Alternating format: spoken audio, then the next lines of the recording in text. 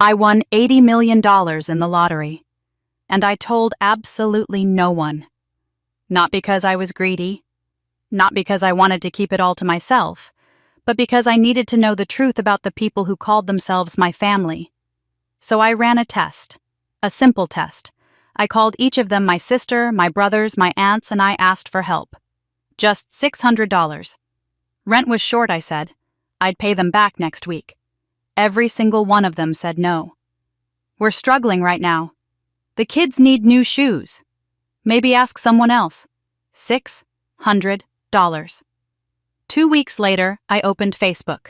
And there they were, the same people who couldn't afford to help me, posting photos from their $15,000 vacation in Dubai.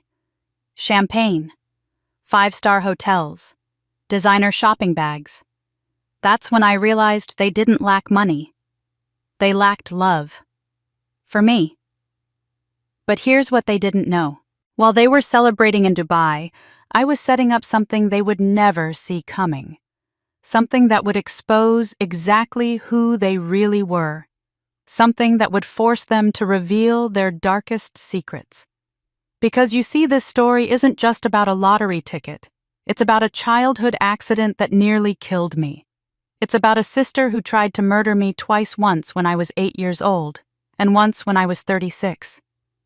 It's about the moment I faked my own death and watched what my family did when they thought I was gone. If you stay with me until the end, you'll witness the most satisfying moment of justice you've ever seen.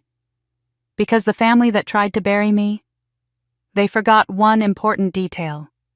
I've always been very good at rising from the dead. My name is Grace Powell.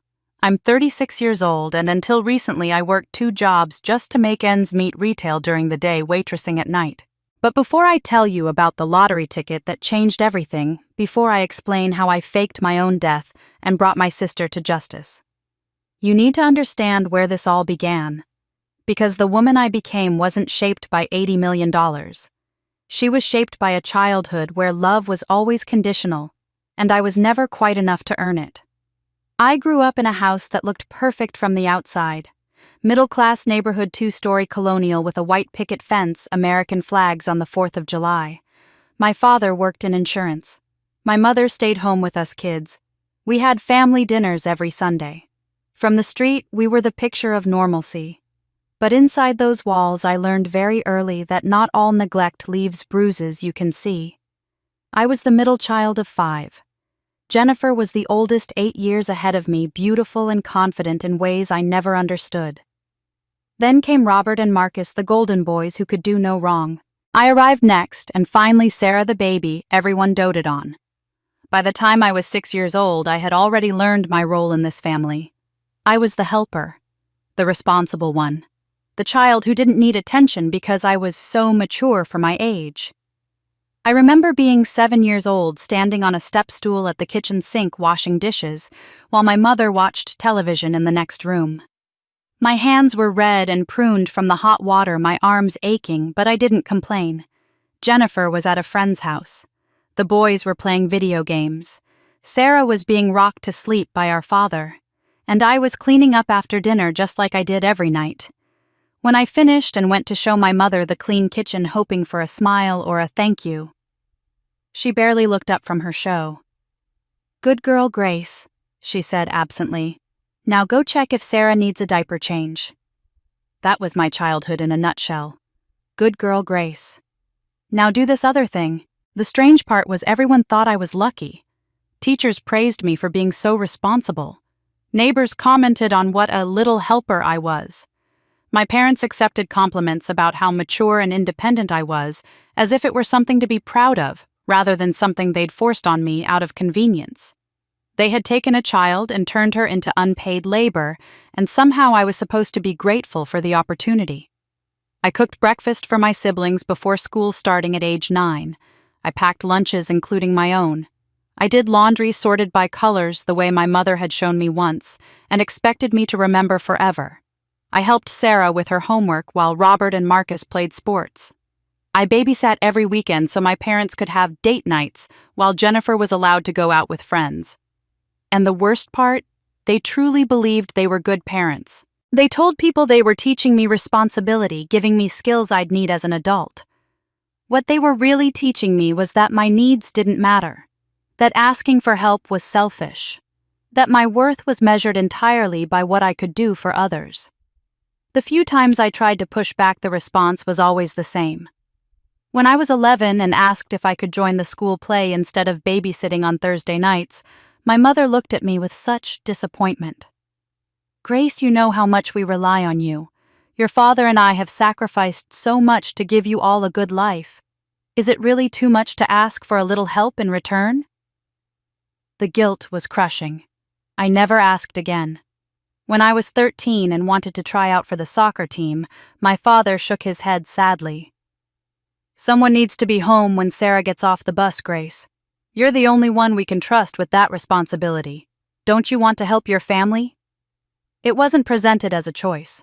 It was presented as a moral test that I was failing by even asking. So I learned to stop asking. I learned to watch instead. I noticed everything: how Jennifer could demand new clothes and get them, while my requests were met with lectures about being materialistic. How the boys could leave dishes in the sink without consequence while I'd be scolded if I forgot even one. How Sarah was cuddled and comforted when she cried while my tears were met with, "Grace, you're too old for this." I became a student of my own family, cataloging the inconsistencies, the double standards, the casual cruelty that masqueraded as normal family life. I learned to read the room, to anticipate needs before they were spoken, to make myself useful enough to be kept around, but not important enough to be valued. I learned that being needed and being loved were two entirely different things, and I learned to be silent. Because in my family, the squeaky wheel didn't get the grease. It got reminded of how much the family had sacrificed. It got made to feel selfish for having needs at all. So I became the quietest person in every room, the one who listened more than she spoke, who observed more than she participated. People often commented on how calm I was, how I never seemed upset or angry. They thought it was maturity. It wasn't. It was survival. I had learned that my emotions were inconvenient, that my pain was less important than everyone else's comfort, that the only way to exist in my family was to take up as little space as possible. I didn't know it then, but being invisible was training. But there was one moment in my childhood when being quiet almost got me killed. Or maybe it did get me killed in a way that had nothing to do with my heartbeat stopping. I was 8 years old, and what happened on those stairs changed everything about who I was allowed to be in my family. It was a Saturday morning in October. I remember because the leaves outside were turning orange and red, and I'd been looking forward to jumping in the piles our father had raked the day before. Jennifer was 16, then home from a sleepover in one of her moods. She'd been angry all morning about something, I never knew what. As the middle child, I'd learned not to ask questions when the older kids were upset. It was safer to stay out of the way. I was at the top of the stairs heading down to get breakfast. I remember I was wearing my favorite pink pajamas with the little flowers on them. I remember thinking about whether there would be pancakes or just cereal. I remember the sound of Jennifer's footsteps behind me faster than normal. And then I remember a pressure against my back, a moment of weightlessness, and then nothing but pain. The fall felt like it lasted forever. My body hit the stairs, tumbling each impact, sending shockwaves through my small frame. When I finally stopped at the bottom, I couldn't move. I couldn't feel my legs. I tried to scream, but the air had been knocked out of my lungs. I just lay there, staring up at the ceiling, wondering why nobody was helping me. Jennifer appeared at the top of the stairs. I'll never forget the look on her face. Not concern, but something else. Something cold. Then she started screaming.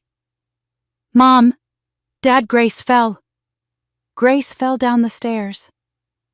Her voice was perfect. Panic, perfect fear. By the time my parents rushed in, she was crying, saying she'd told me not to run, that she'd tried to grab me but couldn't reach me in time. The ambulance ride is a blur. The hospital is sharper in my memory. The pain was unlike anything I'd ever experienced. They told me later that I'd fractured 3 vertebrae in my spine. The surgeon, a kind-faced man whose name I've forgotten, explained that I was very lucky, a few millimeters different, and I would have been paralyzed for life. As it was, they needed to operate immediately. I was in the hospital for 4 months. 4 months of surgeries, recovery, infections, setbacks. 4 months of physical therapy that made me cry every single day. 4 months of learning to walk again, to stand without support, to exist in a body that had been broken and put back together with metal rods and screws that I still carry inside me. But something else happened during those 4 months. There was a nurse named Margaret Chen, an older Asian woman with gentle hands and sharp eyes. She was the one who noticed things that didn't quite add up. The bruising on my back wasn't consistent with a tumbling fall. There were marks that suggested I'd been pushed with force, not just lost my balance. She asked me questions, careful questions about what I remembered. I told her the truth as I knew it. I remembered being at the top of the stairs and then falling. I remembered Jennifer behind me. But I was 8 years old in terrible pain and terrified. When Margaret asked if anyone had touched me before I fell, I froze. I could see my parents in the hallway through the window talking with doctors. I could see Jennifer sitting in the waiting room playing the devastated sister. And I said what I was supposed to say, I fell by myself. Margaret didn't believe me. I could see it in her eyes. She documented everything, took extra photographs of my injuries, wrote detailed notes, tried to escalate her concerns to her supervisors. But my parents found out. I don't know how, but they did. Suddenly there were lawyers, stern men in expensive suits who spoke to the hospital administrators. There were threats of lawsuits for false accusations and defamation. Another doctor was brought in, someone who'd gone to school with my father, and he said the injuries could absolutely be from an accidental fall. Child Protective Services came. A tired-looking woman with a clipboard asked me the same questions Margaret had asked. But this time my parents were in the room. Jennifer was there too. Tears streaming down her face, saying it was all her fault for not watching me more carefully, for not stopping me from running. The CPS worker looked at our nice house, our well-dressed parents, Jennifer's perfect, devastated sister act, and me, a little girl who just wanted to go home. When she asked me directly, "Did someone push you, Grace?" I shook my head. "I fell," I whispered. "I was running, and I fell." The case was closed. Margaret was fired from the hospital shortly after, though officially it was for budget cuts. I found out years later that she'd fought back, tried to make noise about what she'd seen, and my family had made sure she'd never work in a hospital in our state again. They had money connections and the appearance of respectability. She had the truth, but the truth wasn't enough. When I finally came home from the hospital, something fundamental had changed. It wasn't just my body, though, that was different too. Weaker, marked by scars and chronic pain that flares up every time the weather changes. It was my place in the family. Before the accident, I'd been the helper, the responsible one. After the accident, I was the burden.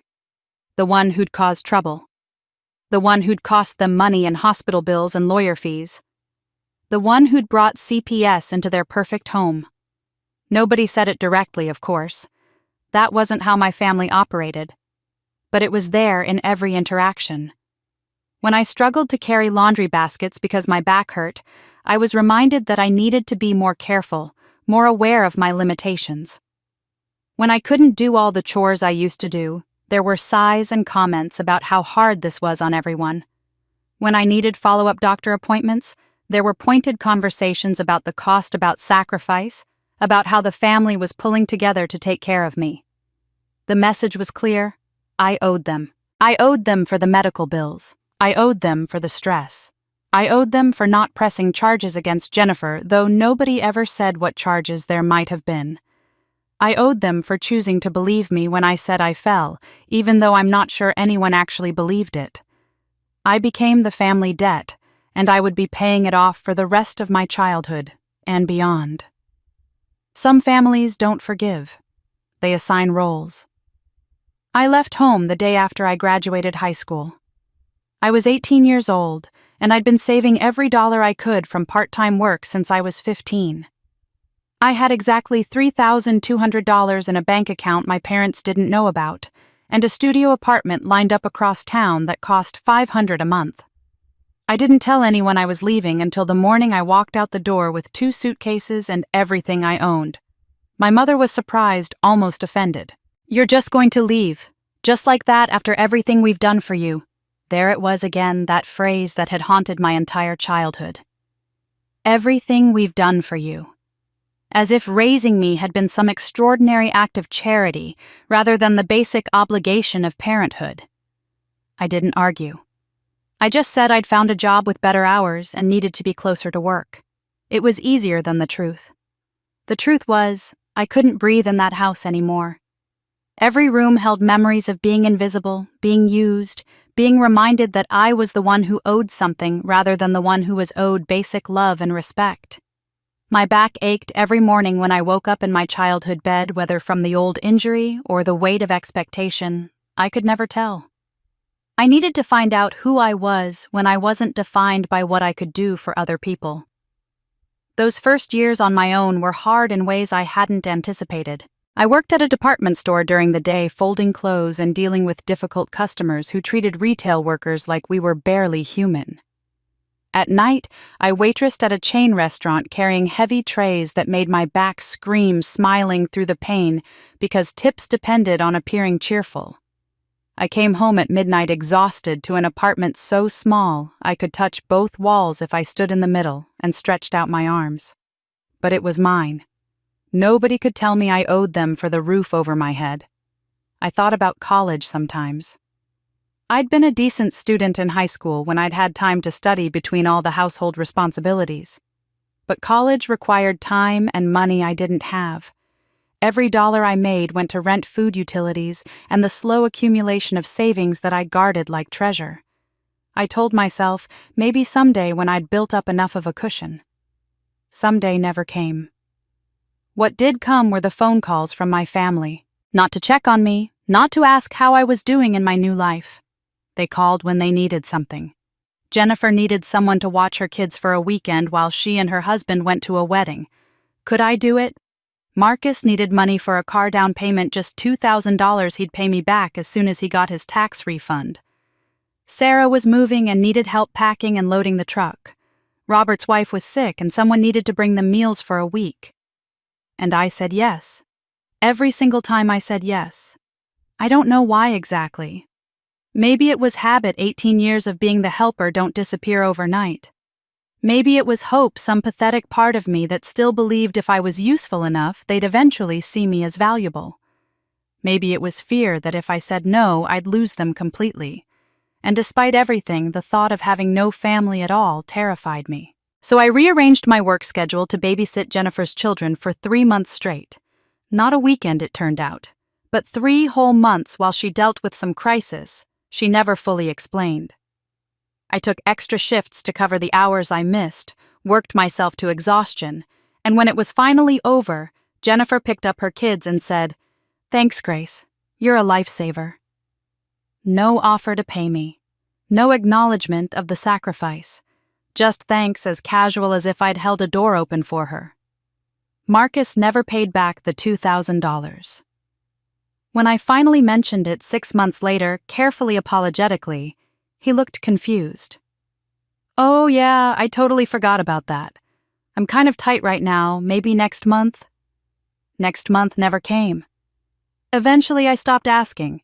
The money was just gone, and apparently so was any sense that he owed me anything. I kept a mental tally, not out of bitterness exactly, but out of a growing sense of unreality. Was I crazy? Was I wrong to expect some reciprocity? I started paying attention to how they treated each other versus how they treated me. When Robert needed help moving, Marcus and Jennifer both showed up. When Jennifer's car broke down, Robert lent her his spare vehicle for 2 weeks. When Sarah had her first baby, everyone rallied around her with gifts and meals and offers of support. But when I got the flu so badly I could barely get out of bed, I called my mother to ask if someone could bring me some groceries. "Grace, honey, everyone's so busy right now. Can't you just order delivery?" I was too sick to argue, too feverish to explain that I couldn't afford delivery fees when I was missing work. I struggled to the store myself, dizzy and nauseated because apparently my needs were always negotiable. I started seeing my family the way an anthropologist might observe a tribe. I cataloged their patterns, their unspoken rules, their hierarchy. I was at the bottom, I realized. Not because I was the least successful or the least intelligent, but because I'd allowed myself to be. I'd trained them through 18 years of always saying yes, always being available, always putting their needs before my own, that my time and my resources were free for the taking. And the strangest thing was, they genuinely didn't see anything wrong with it. When we gathered for holidays events I attended out of obligation rather than joy, they talked about family values, about sticking together, about being there for each other. They seemed to truly believe they were a close, supportive family. The fact that the support only flowed in one direction didn't register with them at all. I became two people. On the surface, I was still Grace the helper. Grace, the reliable one, Grace who never complained. I smiled at family dinners and brought the dishes I was expected to bring and listened to their problems and offered solutions they rarely took. But underneath, I was someone else entirely. Someone who was watching, recording, analyzing. Someone who was slowly, methodically realizing that this wasn't love. This had never been love. By the time I turned 36, I'd given up hoping things would change. I'd given up the fantasy that one day someone would notice how much I gave and offer something in return. I'd accepted that this was simply who they were and who I was to them. I was useful, not valued. I was convenient, not cherished. And that was never going to change unless something fundamental shifted in our dynamic. I never asked for help.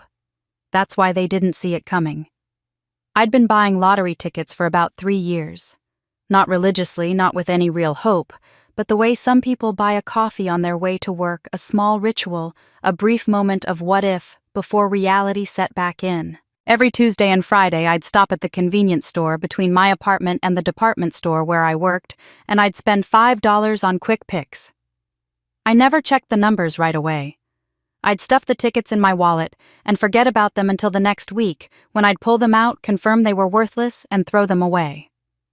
That Tuesday in March started like any other. I was exhausted from a double shift the night before I'd covered for a coworker at the restaurant who'd called in sick, which meant I'd worked from 9 in the morning until nearly 1 in the morning. My back was killing me, that deep ache that came from carrying too many trays, standing too long, existing in a body that had never fully recovered from being broken at age 8. I bought my ticket, exchanged the usual pleasantries with the clerk who knew me by sight if not by name, and went home to my small apartment. I don't know what made me check the numbers that night instead of waiting.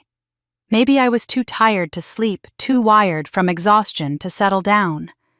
Maybe it was the quiet of my apartment, the way silence sometimes pressed in on me and made me need something, anything to focus on. I sat on my secondhand couch with my laptop, pulled up the lottery website, and fished the ticket out of my wallet. The first number matched. That wasn't unusual. I'd matched 1 or 2 numbers plenty of times, won $5 or $10 here and there. The second number matched. Still not remarkable. The third number matched, and I felt a small flutter of interest. 3 numbers might be $50. The fourth number matched. My heart rate picked up. 4 numbers was unusual. I checked the ticket again to make sure I was reading it correctly. The 5th number matched. My hands started to shake. I could feel my pulse in my throat, in my temples, behind my eyes. I checked the ticket again, checked the website, checked the ticket. 5 numbers. That was real money, the kind that could change things. The kind that could pay off my car, cover my rent for a year, maybe even let me finally go back to school. The 6th number matched. For 30 seconds, I couldn't move. I couldn't breathe. I just stared at the screen, at the ticket in my trembling hand, at the numbers that couldn't possibly be right but were. All 6 numbers. The jackpot. $80 million. My mind went completely blank, and then it flooded with thoughts so fast I couldn't process them. This wasn't real. This was a mistake. I'd misread something. I checked the date on the ticket, checked the date on the website, checked each number individually one by one, calling them out loud in my empty apartment like a prayer or an incantation. 4, 19, 23, 37, 41, 48. Each one matched. I checked again, and again. I must have verified those numbers 10 times, 15 times, 20 times, convinced that at some point they'd stop matching, that reality would reassert itself, and I'd find the error. But there was no error. I had just won $80 million. The logical thing would have been to scream, to cry, to call someone. But I'd spent so many years being quiet, being controlled, that even in this moment of absolute shock, I stayed silent. Instead, with fingers that barely cooperated, I typed into Google, "What to do if you win lottery." The first article that came up was from a financial advice website. The headline was in bold letters, "Don't tell anyone." I clicked on it and read, my eyes scanning faster and faster. Don't tell family. Don't tell friends. Don't post on social media. Get a lawyer immediately. Set up a trust. Protect your identity if your state allows it. The article went on to list horror story after horror story, lottery winners who'd been sued by family members, who'd been bankrupted by people they trusted, who'd been isolated, exploited, even killed for their winnings. And that's when the fear hit me. Not joy, not excitement, fear. I thought about my family. About 18 years of phone calls that only came when they needed something. About $2,000 I'd never see again. About 3 months of free childcare. About the flu I'd suffered through alone. About every birthday they'd forgotten, every crisis of mine they'd been too busy for, every time I'd needed them, and they'd found a reason to say no. And I thought about what would happen if they knew I had $80 million. The apartment was completely silent, except for the hum of my refrigerator and the sound of my own breathing. I sat there on my cheap couch in my tiny studio, holding a piece of paper worth more money than I could truly comprehend, and I felt the weight of a decision settling over me. I could tell them. I could call my mother right now, share the news, and within hours, I'd be surrounded by family, by celebration, by suddenly being the most important person in the family for the first time in my life. They'd love me then, wouldn't they? They'd finally see my value. Except I knew better. I'd been watching them for years now, studying their patterns, understanding their motivations. They didn't love me now when I had nothing. Why would money change that? It wouldn't make them love me. It would just give them a reason to pretend. I sat there for hours, not moving, barely breathing, just thinking. The money didn't make me imagine mansions or fancy cars or exotic vacations. It made me think about truth, about what was real and what was performance, about whether the relationships I'd spent my entire life maintaining out of obligation and hope were actually worth maintaining at all. For the first time in my life, I had power in this dynamic, not because I'd finally learned to stand up for myself or set boundaries or any of the things self-help books recommended, but because I had something they wanted and they didn't know it. I could control the information. I could control the narrative. I could finally, after 36 years, run an experiment with real stakes. If I told them nothing, if I stayed exactly as I was, Grace, the helper. Grace, the reliable one. Grace, who lived in a tiny apartment and worked 2 jobs, would they treat me like family? Would they ever call just to check on me? Would they ever offer help without being asked? Would they ever see me as someone worth their time and care, not because of what I could give them, but because of who I was? I knew the answer. I'd always known the answer, but I needed to see it. I needed to prove it to myself, to have evidence so clear that even the part of me that still hoped, still wanted to believe in the possibility of their love, would finally have to accept reality. The decision crystallized slowly like ice forming on a window. I wouldn't tell them. I wouldn't tell anyone. I would watch and wait and see what happened when Grace had nothing to offer but herself. This wasn't revenge. Not yet. It was verification. Money didn't change me. It sharpened me. The next 3 days were a blur of research. I called in sick to both jobs, something I never did, and sat at my laptop for hours on end, reading everything I could find about lottery winners. The stories were horrifying. A man in Florida who won $30 million and was bankrupt within 5 years, sued by his own brother. A woman in Ohio whose son tried to hire someone to kill her for the inheritance. A couple in Texas who lost everything to a financial advisor they'd trusted a childhood friend who'd stolen it all and disappeared. The pattern was consistent and terrifying. The people closest to you were often the most dangerous. Family members who felt entitled to your winnings. Friends who thought they deserved a piece because of past kindness. Strangers who crawled out of the woodwork with elaborate sob stories. The winners who survived were the ones who'd protected themselves early before anyone knew they had money to take. I searched for lottery winner protection attorney and found a list on the state government website of lawyers who specialized in this specific area. There were dozens of names, but I approached the research the way I approached everything, methodically, carefully. I read reviews, not just the glowing ones, but the complaints. I checked their licenses, verified their credentials, looked for any disciplinary actions or lawsuits. I ruled out anyone with flashy websites or aggressive marketing. If they were advertising heavily, I reasoned they were probably looking for clients who didn't know better. One name kept coming up in the more discreet forums and discussion boards. I found David Park. He didn't have a website, just a listing in the state bar directory.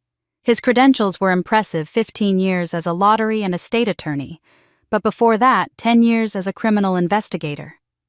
The few reviews I found were from people who spoke about his discretion, his thoroughness, his ability to protect his clients, not just legally, but strategically. I called his office from a burner phone I'd bought specifically for this purpose. A calm, professional voice answered, not a secretary, but David himself. I explained carefully that I'd recently come into significant money and needed legal protection. He didn't ask how much or push for details. He simply said, "I have an opening tomorrow at 2 o'clock if you'd like to meet in person. Consultations are confidential." His office was in a modest building downtown, not the gleaming high-rise I'd expected. The waiting room was empty, quiet, furnished with comfortable but not ostentatious furniture. When David came out to greet me, I was struck by how ordinary he looked: mid-50s, graying hair, a kind face that somehow also looked sharp, like he was already analyzing me. We sat in his office and he started with a question I hadn't expected. "Before we discuss the money, I want to ask you something. Do you trust your family to support you through this?" The question hit me like a physical blow. I opened my mouth to give the automatic answer. Of course they're my family, but the words wouldn't come. I sat there in silence for what felt like an eternity, and then to my horror, I started crying. Not dramatic sobbing, just quiet tears that I couldn't stop the release of 36 years of pretending everything was fine. David handed me a box of tissues and waited. When I could finally speak, I told him everything. About being the helper child, about the accident at 8 years old, about the 18 years since I'd left home where I'd given and never received anything in return. About the $2,000 I'd never see again, about the months of free childcare, about being sick and alone with no one willing to bring me groceries. He listened without interrupting, taking notes occasionally, his expression neutral but attentive. When I finished, he set down his pen and said, "I'm going to ask you something that might sound strange, but I need you to trust me. Do you want to know the truth about your family before you make any decisions about your assets?" I nodded, not sure what he meant. "Here's what I've learned in 15 years of doing this work," David said, leaning forward. "Money doesn't change people. It reveals them. Right now, you're in a unique position. You have $80 million and they don't know it. You have information they don't have, power they don't know you possess. The question is, what are you going to do with that position?" "I don't want revenge," I said quickly. "I just want to know if they'd ever help me without expecting something in return." David nodded slowly. "Then let's find out. Here's what I suggest before we do anything with the money, before we set up trusts or make any financial decisions. Try something simple. Ask them for help with a small amount. $500, $600. Something that's meaningful but not catastrophic. Tell them you're short on rent, that you'll pay them back next week. See how they react." I stared at him. "You want me to ask my family for money when I have $80 million? "I want you to verify what you already suspect," he said gently. "You've given them money, time, energy, labor for 18 years. Have they ever given anything back? Not because they had to, not because it was reciprocal, but because they cared about your well-being. You think you know the answer, but you need to see it clearly. You need evidence, not just suspicion. This isn't about setting a trap. It's about verification." I thought about it, my mind racing. It felt manipulative, dishonest even. But then I thought about all the times they'd asked me for help, all the times I'd said yes while they'd said no. Was it really so wrong to want proof of what I already knew? "I've seen too many families destroyed by lottery money," David continued. "People who trusted the wrong relatives, who gave money to siblings or parents, who then demanded more, who found themselves isolated and broke because they wanted to believe their family loved them more than they loved the money. Better to know beforehand. Better to see their true priorities when the stakes are still small." The idea took shape slowly in my mind. $600. A reasonable amount to be short on rent, not so much that it would cause panic, but enough to show willingness. I'd ask each of them one by one, and I'd pay attention not just to whether they said yes or no, but to how they said it, to what excuses they gave, to whether they offered alternatives or simply dismissed my need. "This isn't revenge," David said again, as if reading my mind. "This is data collection. You're running an experiment to test a hypothesis. Your hypothesis is that your family values you for what you can provide, not for who you are. Am I right?" I nodded. "Then let's test it. Ask them for help. Document their responses, and then we'll know with certainty how to proceed with protecting your assets and your future." I sat in his office for another hour, working out the details.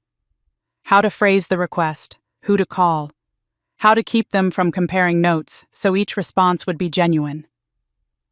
David explained that this wasn't unusual. He'd recommended similar tests to other clients, particularly those who'd grown up in families where money and love were entangled in unhealthy ways.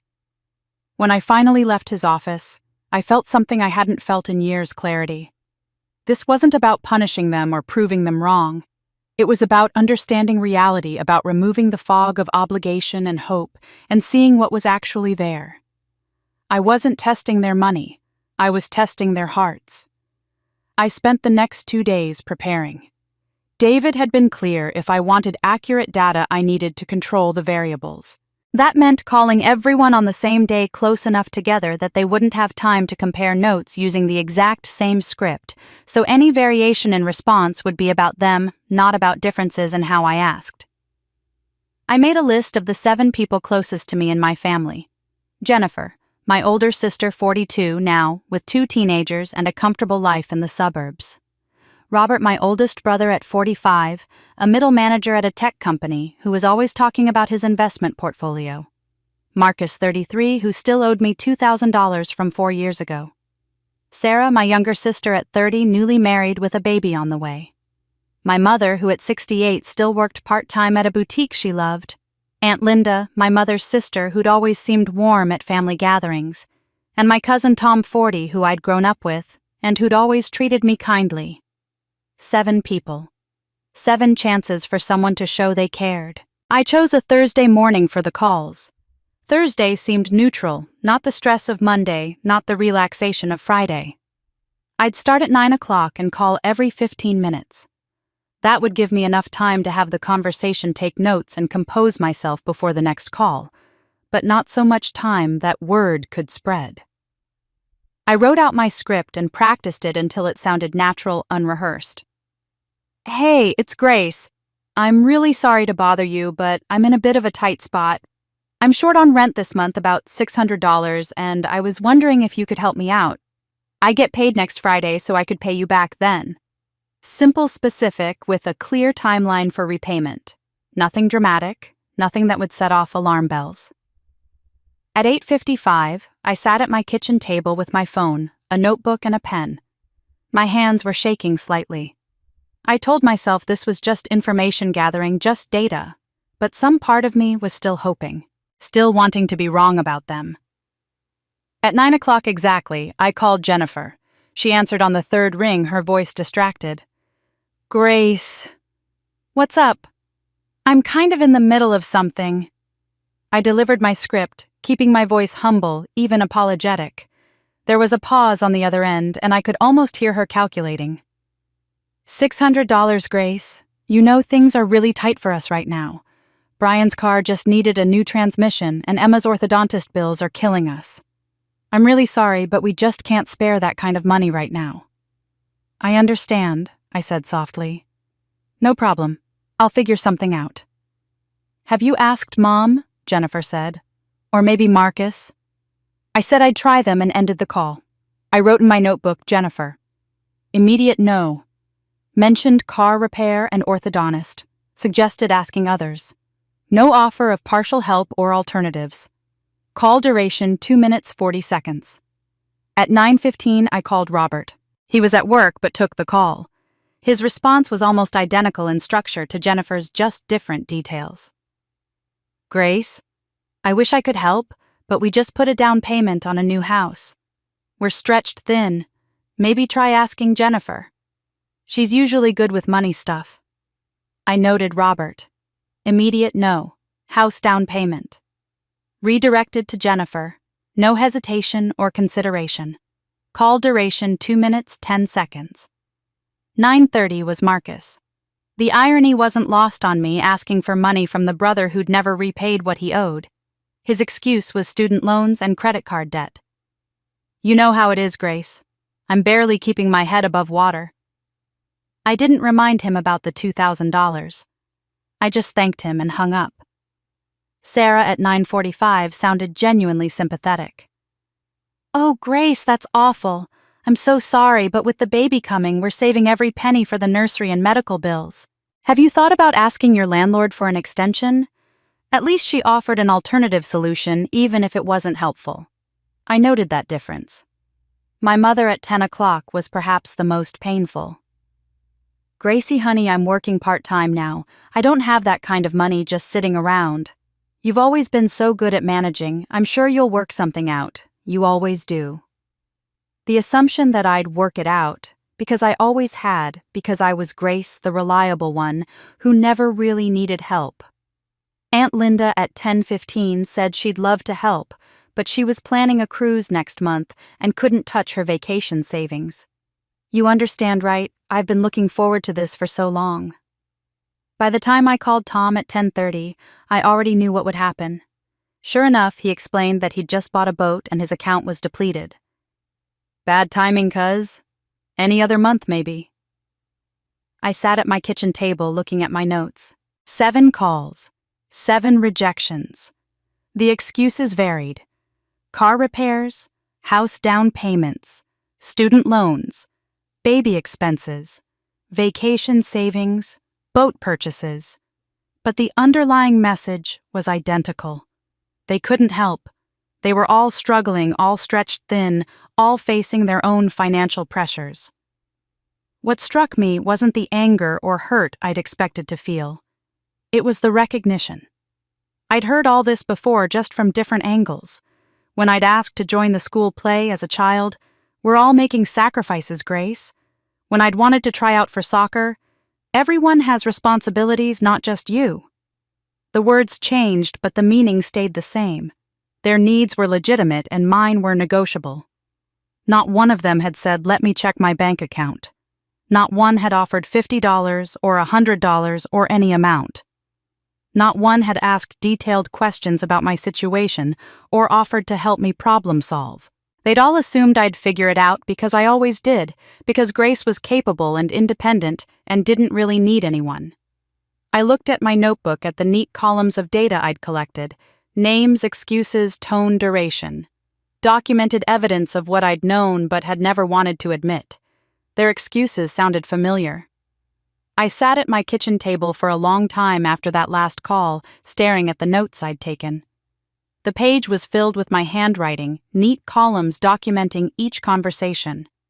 Under reason given, I'd recorded all their excuses: car transmission, new house down payment, student loans, baby expenses, cruise vacation, boat purchase, each one different in the specifics. But when I read them all together, a picture emerged that was impossible to ignore. They'd all said they were sorry. Every single one of them had used that word, sometimes multiple times. "I'm so sorry, Grace. I wish I could help. I'm really sorry. Sorry, bad timing." The apologies flowed easily, reflexively, the way people say bless you after a sneeze, automatic words that cost nothing and meant even less. What they hadn't said was equally revealing. Not one had asked how I'd gotten into this situation. Not one had questioned why I, who'd always been so financially responsible, suddenly couldn't make rent. Not one had offered to help me talk to my landlord, or suggested I reach out to local assistance programs, or offered to loan me a smaller amount if $600 was too much. The help they declined to give wasn't just financial. It was any help at all. Jennifer's words echoed in my mind, "You know we're tight this month." But I didn't know that. In fact, I had evidence to the contrary.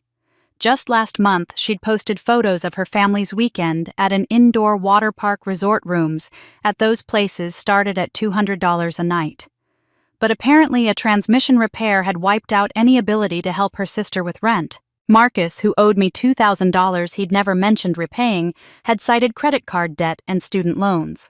The same Marcus who'd recently posted about his new gaming computer setup, which I knew from my retail days, cost at least $1,500. But $600 for his sister was impossible. Sarah's excuse had been baby expenses, which I understood were real and significant. But she and her husband both had good jobs, and she'd just shown me photos of the designer nursery furniture they'd bought. I wasn't judging their choices. It was their money after all, but it revealed their priorities clearly. The baby's aesthetically perfect room was essential. Helping me was not. What troubled me most, though, wasn't the refusals themselves.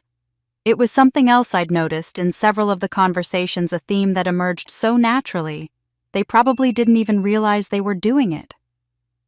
My mother had said it first, "You've always been so good at managing. I'm sure you'll work something out. You always do." Then Tom had echoed it almost word for word. "You've always been so good at figuring things out. I'm sure you'll be fine." Even Jennifer had implied it when she'd suggested I ask others, as if coordinating my own rescue was just another task I'd competently handle. They were using my strength against me. For years, I'd taken pride in my independence and my ability to survive without help. I'd worked multiple jobs, paid my own bills, solved my own problems. I'd thought I was demonstrating resilience, self-sufficiency, competence. But what I'd actually been doing was training them to see me as someone who didn't need help. And now, when I actually asked for it, they fell back on the image I'd inadvertently created. Grace doesn't really need us. Grace always figures it out. Grace is strong. It was a perfect defense mechanism. By framing me as exceptionally capable, they could refuse to help without feeling guilty. I wasn't a person in need. I was Grace who'd somehow manage because that's what Grace does. My competence had become their excuse. I realized sitting there with my notes that this went deeper than just these 7 phone calls. This was the culmination of a lifetime pattern. When I was a child, they'd needed me to be the responsible one, the helper, the one who didn't require attention. So they'd praised that quality in me, reinforced it, until I'd internalized it as my identity. And now, decades later, that same quality they'd cultivated was the justification for abandoning me when I needed support. They hadn't just refused to help me. They'd made my self-reliance, my survival skills, my independence, all things I'd developed because they'd never been there for me, into proof that they didn't need to be there for me now. It was circular logic, self-reinforcing, and absolutely brilliant in its cruelty. The pattern was so clear now. I'd given Marcus $2,000 when he needed a car. Jennifer had needed childcare, and I'd provided months of it for free. Robert had needed help moving, and I'd shown up with a truck. Sarah had needed meals when her husband was sick, and I'd cooked for them for a week. My mother had needed someone to handle her finances when she was overwhelmed, and I'd spent hours organizing her bills and setting up automatic payments. But when I needed $600, they all had reasons why they couldn't. The word that kept surfacing in my mind was comfortable. They'd become comfortable with this dynamic, comfortable asking me for help, comfortable never reciprocating, comfortable with a family structure where I existed at the bottom, where my resources and time and energy flowed upward to them, but never back down to me. They'd become so comfortable with it that they genuinely didn't see anything wrong with it. And maybe that was the most damning realization of all. This wasn't malicious. They weren't evil people who'd conspired to use me. They were simply people who'd accepted a hierarchy that benefited them and never questioned it. They took what I gave because I kept giving it. They didn't help because they'd never had to. I'd made it easy for them to be selfish by always being selfless. I thought about David's words. Money doesn't change people, it reveals them. He'd been right. This test hadn't created their selfishness. It had simply made it visible, documented. It proved what I'd known in my gut, but had never wanted to accept. I looked at my phone at the list of recent calls. 7 conversations, 7 rejections, 7 variations on the same theme. We can't help you, but we're sure you'll be fine without us. Part of me wanted to stop there to accept the data and move forward with David's help in protecting my lottery winnings from these people. But there was something else I needed to do first, a compulsion I couldn't quite name. I needed to see how they were really doing, these people who were all too broke to spare $600. Then I opened Facebook. I didn't have to look very hard. Facebook did the work for me. The first post appeared 3 days after my phone calls. It was from Robert, my oldest brother, who'd told me he couldn't help because of the down payment on a new house. The photo showed him and his wife at an upscale steakhouse I recognized, the kind where entrees started at $60. They were holding champagne glasses, smiling at the camera. The caption read, "Celebrating 20 years with my beautiful wife. Here's to many more." I stared at the photo for a long time. I wasn't angry, not exactly. I was doing math. 2 people, expensive steakhouse champagne, probably appetizers and dessert. Conservative estimate, $300 for one dinner, half of what I'd asked to borrow. I didn't comment. I didn't like the post. I just took a screenshot and added it to a folder on my laptop I'd titled Documentation. 2 days later, Sarah posted a photo of herself in front of a mirror, showing off a designer diaper bag. I recognized the brand from my retail days. That particular bag retailed for $850. Her caption, "Treating myself before baby arrives. I deserve this." Several family members had commented with hearts and congratulations. My mother had written, "You do deserve it, sweetheart." I took another screenshot. Sarah, who couldn't spare $600 for her sister's rent because of baby expenses, had just spent $850 on a bag to carry diapers. The following week, Jennifer posted a carousel of photos from a family vacation. Beach resort palm trees, her kids in the pool sunset dinners. The caption read, "Much-needed family time, so grateful for these moments." I recognized the resort from the distinctive architecture. I'd seen ads for it. Out of curiosity, I opened a new browser window and looked up their rates.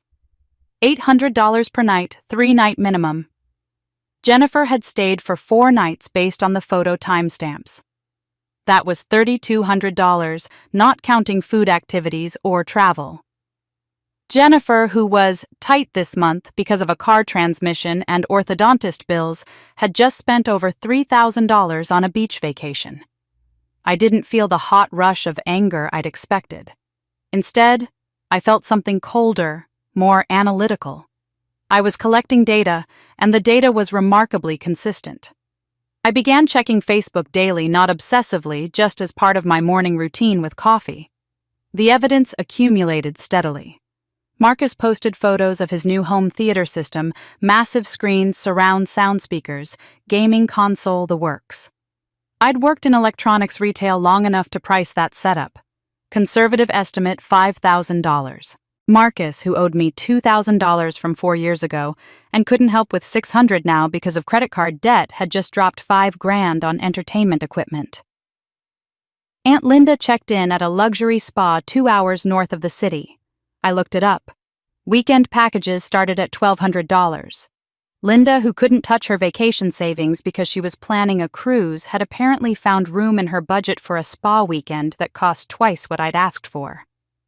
Tom posted photos of his new boat, not the boat he'd mentioned when he turned me down, but apparently a second boat, a smaller one for fishing. The caption, "Couldn't resist. You only live once, right?" My mother posted about a shopping trip with her boutique colleagues showing off several bags from high-end stores. "Retail therapy is the best therapy," she'd written. I documented everything. Screenshots, dates, estimates of costs. I created a spreadsheet because that's who I am. Organized, methodical, thorough. I added up the totals. In the 2 weeks since they'd all told me they couldn't afford to help my family, had collectively spent at least $15,000 on non-essential purchases and experiences. $15,000. I'd asked for $600. The clarity that came wasn't sudden. It accumulated with each screenshot, each calculation, each new post showing another purchase they could afford while I supposedly couldn't be helped.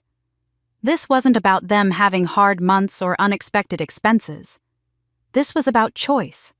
They'd chosen the steakhouse dinner, the designer diaper bag, the beach resort, the home theater, the spa weekend, the boat, the shopping spree. They'd chosen all of that. And they'd chosen not to help me. What struck me most was the ease of it all. The casualness. Treating myself. You only live once. Much needed family time. They weren't agonizing over these purchases. They weren't sacrificing or struggling. They were living comfortably, spending freely, enjoying their lives. And when I'd asked for help, they'd presented themselves as people who were stretched thin, barely making it, unable to spare even a small amount. They'd lied.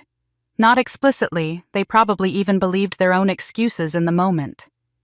But the evidence proved the truth. They'd had the money. They'd chosen to spend it on themselves rather than help me. I thought about all the times I'd helped them over the years. The $2,000 Marcus never repaid. The months of free childcare for Jennifer. The help moving the meals, delivered the financial advice, given the time and energy and resources I'd poured into these relationships. I'd done all of that while working 2 jobs, while living in a studio apartment, while my back ached from old injuries and new strain. I'd done it while struggling, while stretching my own budget to breaking, while going without. And they couldn't help me with $600 because they needed that money for champagne dinners and designer bags and beach resorts and home theaters and spa weekends. The child who was never chosen had become the adult who wasn't worth $600. Not because they didn't have it, but because I didn't matter enough for them to choose me over their own wants. I closed my laptop and sat in the quiet of my apartment. I wasn't crying. I wasn't raging. I was simply seeing clearly for the first time in my life. The hope I'd carried for 36 years. The hope that maybe they loved me. Maybe they'd be there if I really needed them. Maybe family meant something more than obligation and convenience, that hope was gone. That's when I stopped hoping. After 2 weeks of watching my family's lives unfold on Facebook, after documenting their expensive vacations and purchases, after accepting that hope was a luxury I could no longer afford, I found myself doing something I hadn't done in years. I was cleaning out my closet. It wasn't purposeful exactly. I just needed to do something with my hands, something physical and mindless to quiet the thoughts spinning in my head. I pulled out boxes I hadn't opened since I'd moved into this apartment 7 years ago. Old clothes I'd meant to donate, books from high school, random keepsakes I'd saved for reasons I could no longer remember. In the back corner, I found a shoebox filled with old greeting cards. Birthday cards from coworkers who'd long since moved on to other jobs. Thank you notes from people whose names I barely recognized. And tucked near the bottom, a Christmas card with a simple winter scene on the front. Nothing religious, just snow-covered trees, and a generic, season's greetings. I opened it. The handwriting was neat, careful the script of someone who'd learned English as a second language and took pride in forming each letter correctly. It read, "Wishing you health and happiness, Grace. You may not remember me, but I will always remember you. May life bring you the peace you deserve. Margaret Chen." The postmark was 15 years old. I turned the card over in my hands, searching my memory for any Margaret Chen. The name meant nothing to me. I had no mental image to attach to it, no context. But something about the message struck me. You may not remember me, but I will always remember you. That was a specific kind of statement. Not nice to hear from you or hope you're well. This person knew me or had known me in a way that mattered. I don't know what made me do it. Maybe it was the crushing weight of 7 rejections and 2 weeks of documented proof that my family didn't care. Maybe it was the desperate hope that somewhere someone might see me as more than a convenient source of labor and loans. Maybe I was just curious about why a stranger would send such a heartfelt message. I found her number through online directory assistance. There were 3 Margaret Chens in the area, but only one was the right age range based on the handwriting. I stared at the number on my phone screen for a long time before I pressed call. It rang 4 times. I was about to hang up when someone answered. "Hello?" The voice was feminine, older, with a slight accent I couldn't quite place. "Hi, is this Margaret Chen?" I asked. There was a pause. "Yes. Who is this?" I took a breath. "This is going to sound strange, but my name is Grace Powell. I found a Christmas card you sent me about 15 years ago, and I—" "Grace!" The word came out sharp, almost shocked. Then silence. I could hear breathing on the other end, quick and shallow. "Grace Powell, is it really you?" "Yes," I said, confused by the intensity of her reaction. "I'm sorry, I don't think I remember your voice," she interrupted.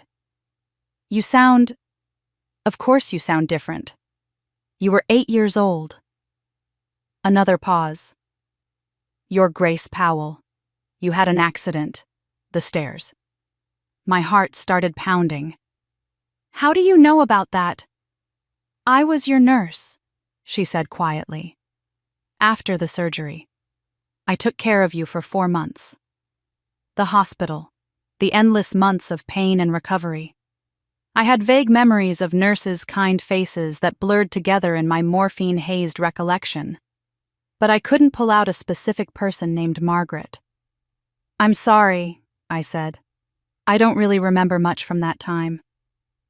"I know," she said, and her voice cracked slightly. "You were so young, and you were in so much pain. I wouldn't expect you to remember. But I remember you, Grace. I've thought about you so many times over the years." She paused. "Why are you calling? Is everything all right? Are you safe?" The concern in her voice was so immediate, so genuine, that I felt something break loose in my chest. This woman, who I didn't remember, who I hadn't spoken to in nearly 3 decades, was asking if I was safe. I almost hung up. Almost decided this was too strange, too much. But something in her voice, the care, the worry, the instant readiness to help, made me push forward. "I'm okay," I said. "I'm actually calling because I'm in a bit of a difficult situation. I'm short on rent this month, about $600, and I was wondering if you might be able to help. I can pay you back next week when I get my paycheck." I expected questions. I expected hesitation. I expected some version of what I'd heard 7 times already. Instead, Margaret said immediately, "Yes, of course. I'll transfer the money right now. What's your account number?" I sat there stunned. You don't want to know why I need it, or when exactly I can pay you back?" "Grace," she said gently, "if you're asking me for help, you need help. That's all I need to know." I could hear movement on her end, the sound of a keyboard. "What's your account information?" I gave her the details, my voice shaking. Within minutes, my phone buzzed with a notification. The transfer had gone through, not just $600, $800. I sent a little extra, Margaret said. In case there are other expenses. Please don't worry about paying it back quickly. Take your time. Take care of yourself. I couldn't speak. Tears were running down my face, silent and unstoppable. This woman who I didn't remember, who had no obligation to me, who I'd cold called out of nowhere, had just helped me without a single question or condition. Thank you, I finally managed. I don't know what to say. You don't have to say anything, Margaret replied. Her voice was thick with emotion. Grace, can I ask you something? Are you all right? Really all right? Your family, are they taking care of you? The question was so specific, so pointed, that it made me pause. Why do you ask that? She was quiet for a moment. Because I worried about you. After you left the hospital. I worried for a long time. Another pause. You don't remember me, do you? That's okay. I never forgot you. Why? I asked. Why did you remember me? Because of what I saw, she said softly. Because of what happened. Because I tried to help you and I failed. Her voice broke. I've carried that failure for 28 years, Grace. When I saw your name on my caller ID, I thought, I don't know what I thought. Maybe that I was finally getting a chance to do what I should have done back then. What do you mean? I asked. What did you see? We should talk, Margaret said. Not on the phone. Can I take you to lunch tomorrow if you're free? I agreed. We made plans. When I hung up, I sat on my closet floor surrounded by old boxes and forgotten memories holding that 15-year-old Christmas card. She didn't know I was rich. She knew I mattered.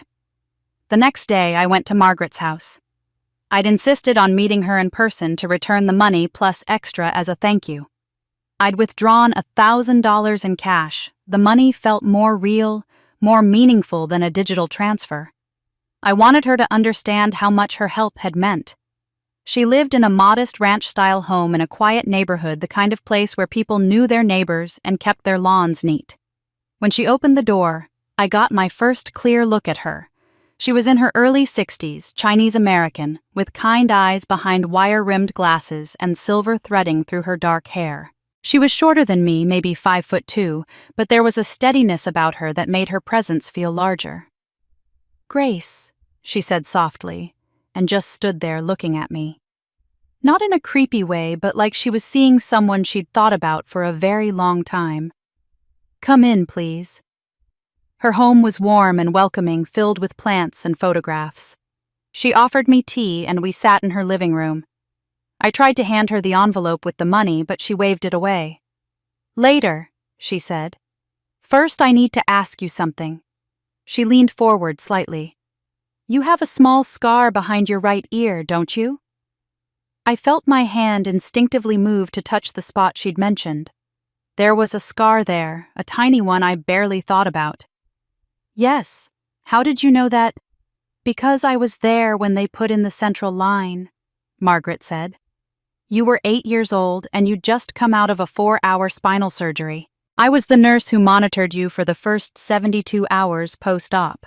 I checked that IV site every 4 hours for 3 days straight. I stared at her, trying to reconcile this woman in front of me with the blurry memories of that hospital stay. I remembered pain mostly, white ceilings, the smell of antiseptic, kind voices but no faces I could pull into focus. I'm sorry, I said. I remember being in the hospital, but I don't remember specific people. I was so out of it with the pain medication. I know, Margaret said gently. I didn't expect you to remember me, but I remembered you. I recognized you from your name, not your voice. When you called yesterday and said Grace Powell, I knew exactly who you were. I've been waiting 28 years to hear that name again. Something in her tone made my skin prickle. Why? What happened? Margaret stood up and walked to a bookshelf. She pulled out a manila folder worn at the edges and came back to sit beside me. She didn't open it yet. She just held it in her lap. Grace, do you remember how you fell down those stairs?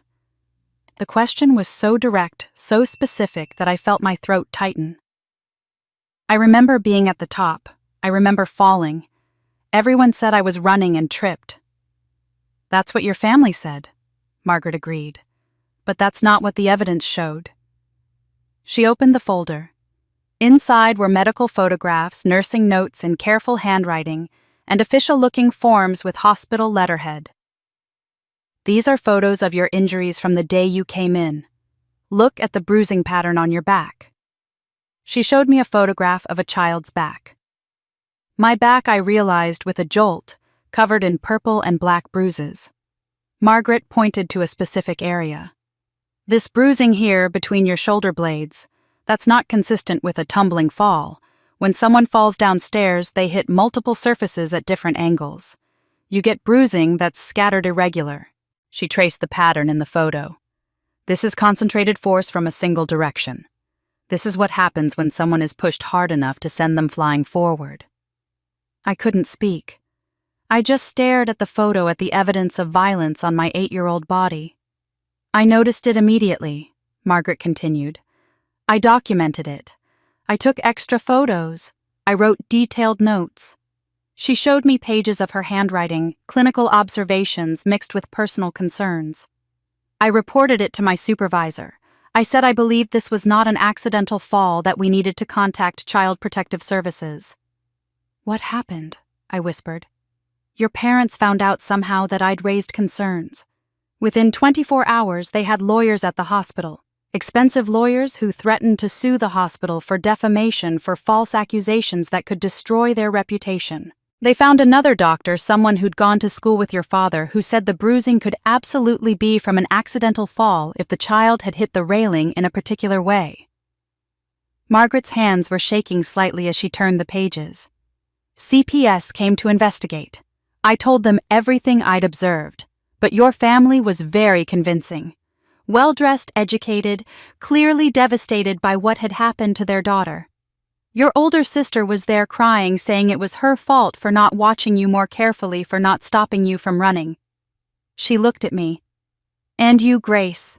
You were 8 years old, in terrible pain, confused and scared. When they asked if someone pushed you, you said no. You said you fell. I remembered that moment now, suddenly and vividly. The CPS worker with the clipboard. My parents in the room. Jennifer crying. The overwhelming feeling that saying the truth would somehow make everything worse, that it would hurt more than my broken spine already did. Without physical evidence beyond what could be explained away, and without your testimony, CPS closed the case, Margaret said. And I was fired 3 weeks later. Officially for budget cuts, but we both knew why. I'd made trouble for a VIP family. I'd questioned their story. The hospital chose their money and reputation over the truth. She pulled out one more document, a letter on official hospital stationery. I fought it. I tried to appeal. I even contacted the state nursing board, tried to make noise about what I'd witnessed. But your family's lawyers made sure I never worked in a hospital in this state again. They destroyed my career. She looked at me with tears in her eyes. I failed you, Grace. I saw what happened, and I couldn't protect you. You tried, I said, my own voice breaking. You were the only one who tried. I've carried that failure for 28 years, Margaret said. I kept these records. I couldn't let them go. They were proof of what I knew, even if no one would listen. And sometimes late at night I'd think about you. I'd wonder if you were okay, if you were safe, if you even survived growing up in that family. She reached out and took my hand. When I heard your voice yesterday asking for money, I knew this was my chance. I couldn't save you then, but I could help you now. This time I won't fail you. I looked down at the folder full of evidence, 28-year-old proof that someone had tried to kill me and gotten away with it. The bruise patterns that didn't match the story. The nursing notes that questioned the official narrative. The documentation of a cover-up by people with money and influence. Someone tried to kill me once.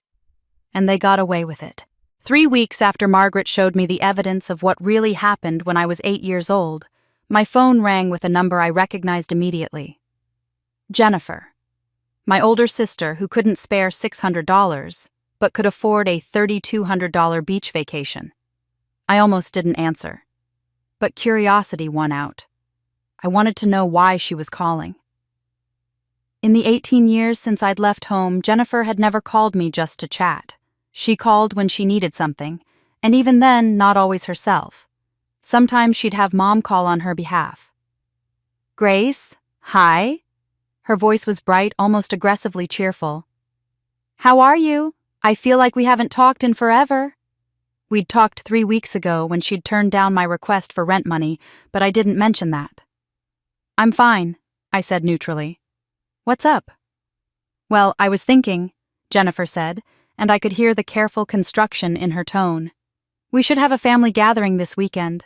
Nothing fancy, just everyone getting together for lunch. You should come." I pulled the phone away from my ear and looked at it for a second, as if the device itself might explain this bizarre behavior. A family gathering that I was explicitly invited to. That wasn't how our family worked. They had gatherings, certainly holidays, birthdays, graduations, and I was expected to show up and help with food prep and cleanup. But no one called to personally invite me, and certainly not Jennifer. "That's kind of sudden," I said carefully. "What's the occasion?" "No occasion." Jennifer's laugh sounded forced. "We just haven't all been together in a while, and I thought it would be nice. You know, family time. We miss you. We miss you."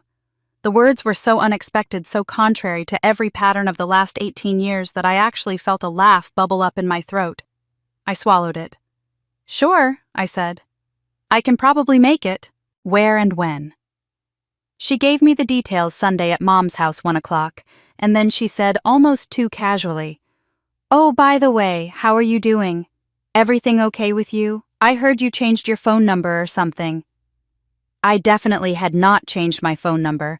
I'd had the same number for 7 years. "No," I said. "Same number I've always had." "Oh," Jennifer said. "Weird." I thought, well, never mind. "So everything's good with you?" "Work going well." This was fishing.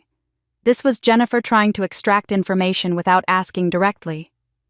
I'd watched her do this to other people for years, the casual questions that weren't casual at all. The seemingly random inquiries designed to build a picture without revealing why she wanted it. "Work's fine," I said, keeping my voice light and uninterested. "That's good? That's good." Another pause. "Marcus mentioned he saw you last week. Said you were in the Riverside area. That's kind of far from your usual spots." Riverside was the expensive part of town about 20 minutes from my old neighborhood. And yes, I had been there because I'd moved into a better apartment in that area 2 weeks ago. Nothing extravagant. I was being very careful not to draw too much attention, but it was a significant upgrade from my studio. 1 bedroom, a real kitchen, a parking space in a building that had security and working elevators. Marcus seeing me there wasn't coincidence. He lived on the other side of town. He'd been looking for me, or at minimum had been told to report back if he spotted me anywhere unusual. They were watching me. "Oh yeah," I said vaguely. "I was meeting a friend for coffee." "Nice, nice." Jennifer's voice had that tight quality of someone trying to sound casual while being anything but. "You know, I also heard someone mentioned they thought they saw you driving a different car. Not your old Honda." My 15-year-old Honda had finally given up 3 weeks ago, the transmission failing in a way that would have cost more to fix than the car was worth. I'd bought a replacement, a 6-year-old Toyota, nothing flashy, the kind of reliable used car a retail worker who'd gotten a small promotion might reasonably afford. But it was noticeably newer and in better condition than what I'd been driving. "Yeah, the Honda died," I said. "I got something more reliable, used but newer." "Good for you," Jennifer said with an enthusiasm that sounded rehearsed. "That's great, Grace, really great. So things are going well then." "Things are fine," I said. "Same as always." There was a pause, and I could almost hear her trying to decide how to dig deeper without being obvious. Finally, she said, "Well, I'm glad. We really should catch up more. We're family, you know. We should be there for each other." We should be there for each other. from the woman who'd refused me $600 3 weeks ago while planning a beach vacation. The irony was so thick I could choke on it. "Sure," I said. "See you Sunday." After I hung up, I sat on my new couch in my new apartment and thought about what had just happened. Jennifer's call wasn't about family bonding or missing me. It was reconnaissance. They'd noticed changes, the new car, the new neighborhood, maybe other things I hadn't even realized were visible. And now they were trying to figure out what had changed in my life. I thought about my options. I could continue keeping everything secret, maintaining my cover story of a small promotion and careful budgeting. Or I could let them know I had money, watch what they did with that information, and continue gathering data about who they really were. David had been preparing the legal structures to protect the lottery winnings trusts, anonymity provisions, everything designed to ensure that even if my family knew I was wealthy, they couldn't access the money without my permission. Margaret had become something between a friend and a guardian, checking in on me regularly, offering advice not just about the money, but about protecting myself emotionally from people who'd already hurt me once. I'd been working with both of them on what David called strategic revelation, deciding when and how to let my family know about the lottery, if at all.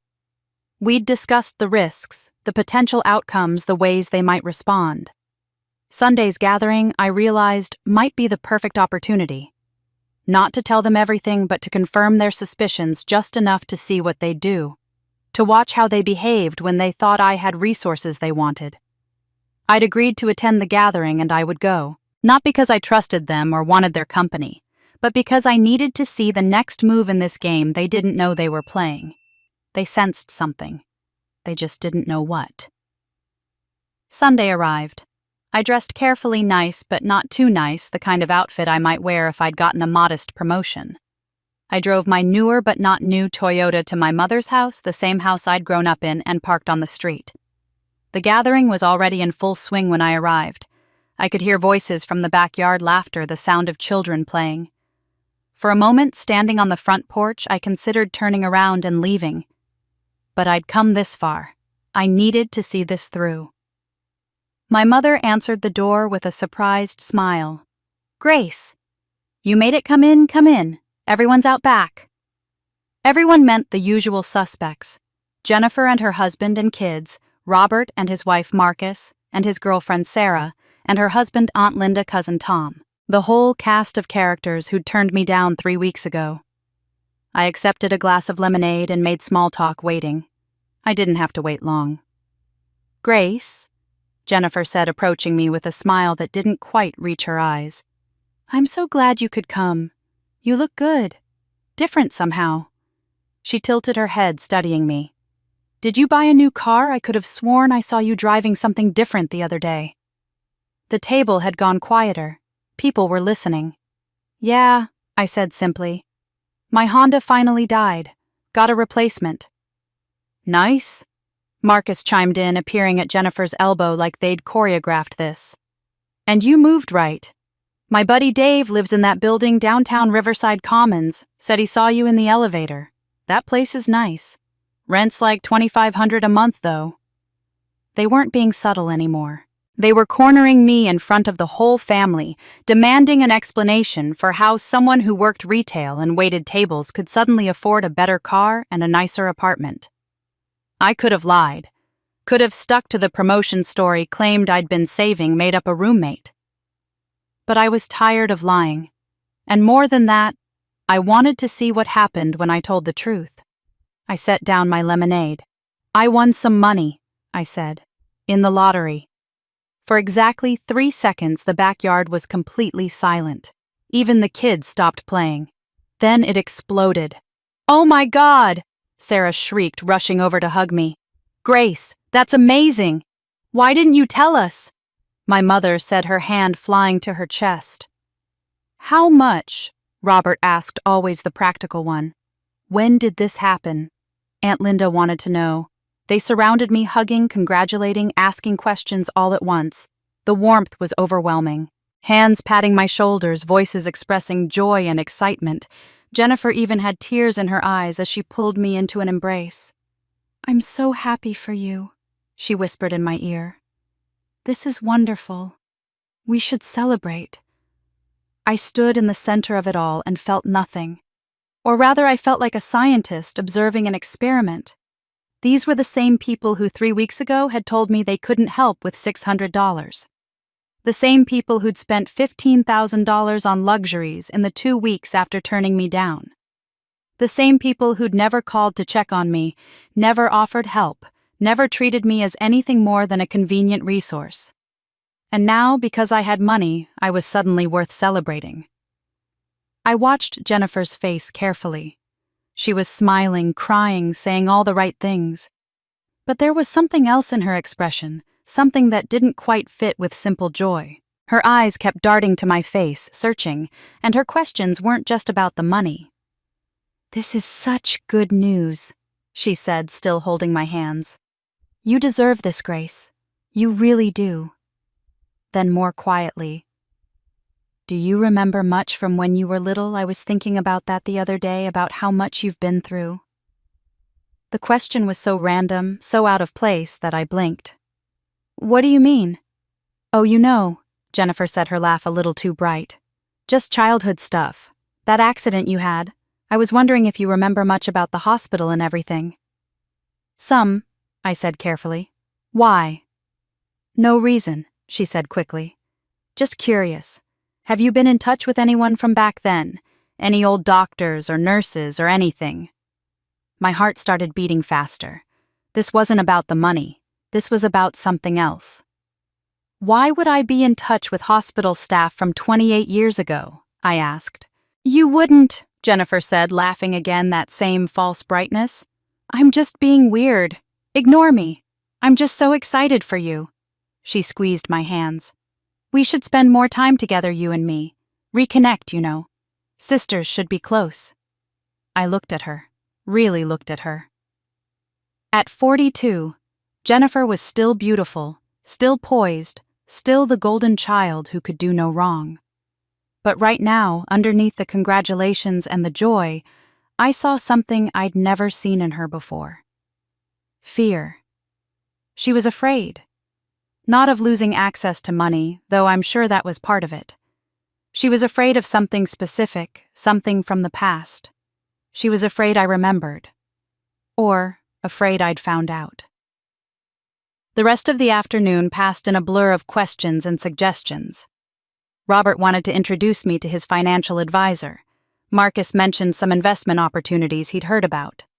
Sarah suggested I should help her and her husband with their down payment on a house. My mother thought I should contribute to the family reunion fund. They were already planning how to spend money that wasn't theirs. But I kept watching Jennifer. She stayed close to me all afternoon, asking seemingly random questions. Did I still see any childhood friends? Had I been back to our old neighborhood? Had anyone reached out to me recently? She was mapping my connections, trying to figure out who I'd been talking to, what I might know. I didn't mention Margaret. I didn't mention the folder of medical records and photographs. I didn't mention that I knew the truth about what happened on those stairs 28 years ago. But I could see in Jennifer's eyes that she suspected something had changed, something beyond just the money. And she was trying to figure out what it was before it became a problem. That's when they started planning. The change in Jennifer started the very next day. She called me Monday morning while I was getting ready for work. "Grace, good morning. I was just thinking about you and wanted to say hi. How are you feeling after yesterday?" I stared at my phone in confusion. Jennifer never called to say hi. She called when she needed something. But her voice was warm, friendly, genuinely interested in a way I'd never heard before. "I'm fine," I said cautiously. Good. Listen, I was thinking we should have dinner this week. Just you and me. There's this great Italian place near you, my treat. What do you say?" By Thursday, we'd had 2 dinners together. Jennifer insisted on paying for both despite my offers. She asked about my life, my work, my apartment. She told me stories about her kids, about struggles in her marriage, about feeling disconnected from the family. She was opening up to me in ways she never had before. "I know I haven't been the best sister," she said over our second dinner, reaching across the table to touch my hand. "I want to change that. I want us to be close. Real sisters, you know? The calls became daily, sometimes twice a day. Good morning texts. How are you doing? Thinking of you. Little gifts started arriving, a candle she thought I'd like, a book she'd enjoyed, a scarf in my favorite color.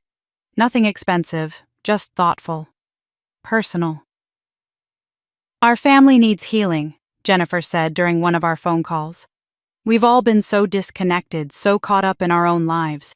Your good fortune, it's like a wake-up call, you know. A reminder that we need to appreciate each other, be there for each other.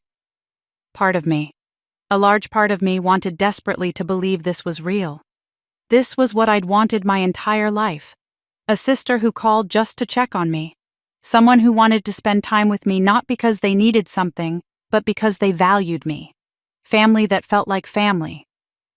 But David's words kept echoing in my mind from our last meeting. Watch what people do when they think you have something they want.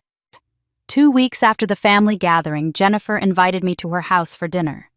Just the two of us. Her husband had taken the kids to his parents for the weekend. She cooked something elaborate and thoughtful and opened a bottle of wine. We ate and talked, the conversation flowing more easily than it ever had. Jennifer poured herself a second glass of wine, then a third. Her cheeks flushed. Her words started to come a little slower, a little more careful. "Grace," she said suddenly, setting down her glass. "There's something I need to tell you. Something I've carried for a long time." I felt my whole body tense. "Okay."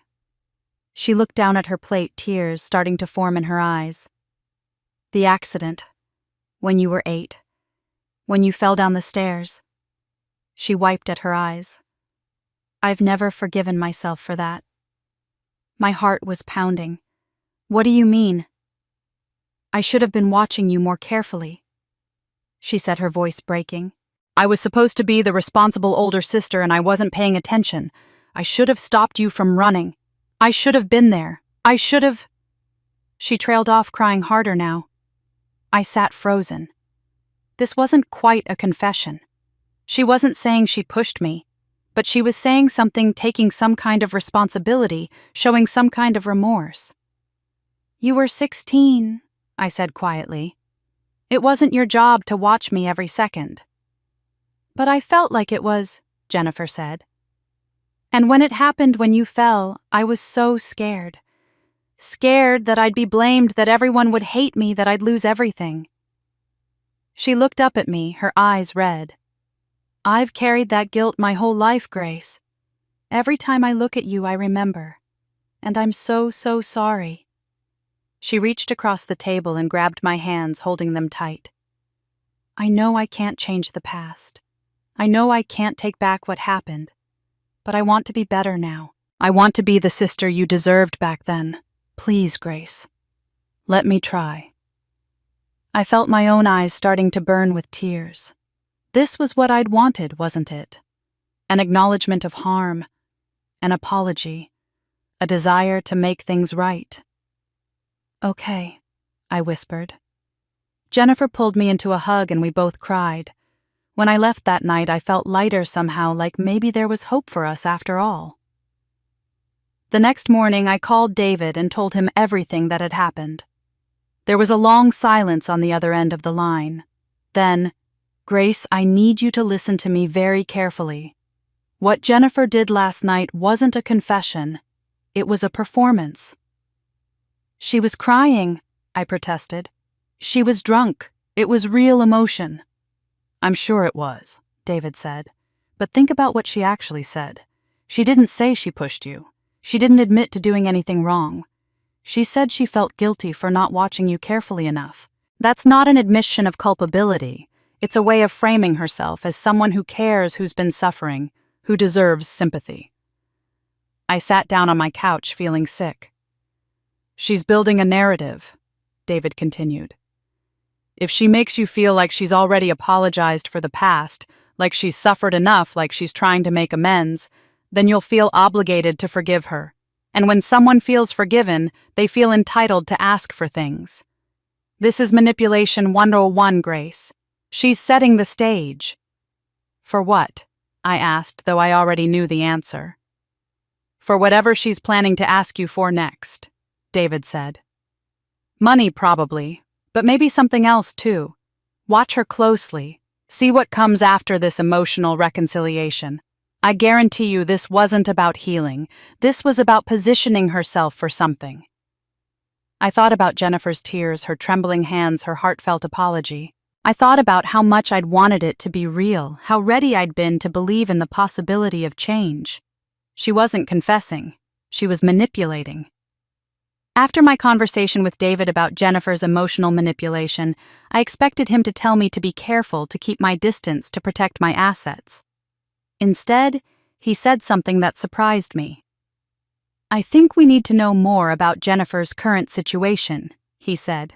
Her behavior, the sudden warmth, the calculated confession, the intensity of her attention suggests she's motivated by something beyond simple greed. I'd like to hire a private investigator to look into her finances. Is that legal? I asked. Perfectly legal, David assured me. A PI can access public records, court filings, property records, business registrations, anything that's part of the public domain. They can also conduct surveillance talk to people, gather information through legitimate means. We're not hacking into her bank accounts or breaking any laws, we're just looking at what's already available if you know where to look. The investigation cost $8,000 and took 2 weeks. I spent those 2 weeks maintaining my relationship with Jennifer, accepting her dinner invitations, responding to her daily texts, listening to her stories about wanting to reconnect. It felt like wearing a mask, smiling and nodding while wondering what the truth really was. When David called me to his office to review the PI's findings, his expression was grave. "Grace, sit down," he said, gesturing to the chair across from his desk. He had a thick folder in front of him, the kind that suggested hours of research and documentation. "What I'm about to tell you is serious. Jennifer's financial situation is much worse than I anticipated." He opened the folder and pulled out the first document. Jennifer and her husband took out a second mortgage on their house 3 years ago. The amount, $300,000. According to the terms, they're currently behind on payments. The bank has started foreclosure proceedings. I stared at the document, seeing my sister's signature at the bottom. $300,000. That's not all, David continued, pulling out more papers. Public court records show that Jennifer is being sued by a private lending company called Capital Solutions, LLC. The amount they're claiming she owes $450,000. The lawsuit was filed 6 months ago. According to the filings, this was a personal loan with extremely high interest rates, the kind of predatory lending that targets desperate people. $450,000 on top of $300,000, $750,000 total. My mind was reeling. "And there's more," David said quietly. He pulled out a third set of documents, these ones looking less official. This part required my PI to use some of his casino industry contacts. It's harder to verify, but the source is reliable. Jennifer has significant gambling debts. She's been frequenting several casinos over the past 2 years, and she owes money to people who aren't traditional lenders. The estimate is around $800,000. I couldn't speak. $800,000 in gambling debts, added to the mortgage and the lawsuit that was over $1.5 million. "The timeline is what concerns me most," David said. "All of these debts are coming due within the next 90 days. The foreclosure on her house is moving forward. The lawsuit is scheduled for court next month. And the people she owes gambling money to, they're not the kind of people who wait patiently or take people to court. They have other methods of collection." He leaned forward, his expression intense. "Grace, your sister is in serious trouble. The kind of trouble that makes people desperate. And when people are this desperate, they become dangerous. The question isn't if she'll do something, it's what she'll do and when." I thought about Jennifer's tears, her confession, her sudden desire to reconnect. It all took on a different meaning now. "Why doesn't she just ask me for help?" I said. "Why all the manipulation? Why not just be honest and say she needs money?" David gave me a look that was almost pitying. "Because $1.5 million is an impossible amount to ask for. Think about it. If Jennifer came to you and said, "Grace, I need you to give me $1.5 million to cover my gambling debts and save my house," what would you say? I'd ask how she got into that situation, I said slowly. Exactly. You'd ask questions she can't answer honestly. How do you tell your sister you gambled away your family's future, that you took out predatory loans, that you're in debt to dangerous people? And even if she told you the truth, you might say no. You might decide that $1.5 million is too much, that it's not your responsibility to fix her mistakes, that giving her that money would just enable her to make more destructive choices. I nodded slowly, understanding where he was going. But if you were gone, David continued, his voice gentle but firm, if something happened to you, Jennifer wouldn't have to ask. As your closest living relative, she'd have a strong claim to your estate.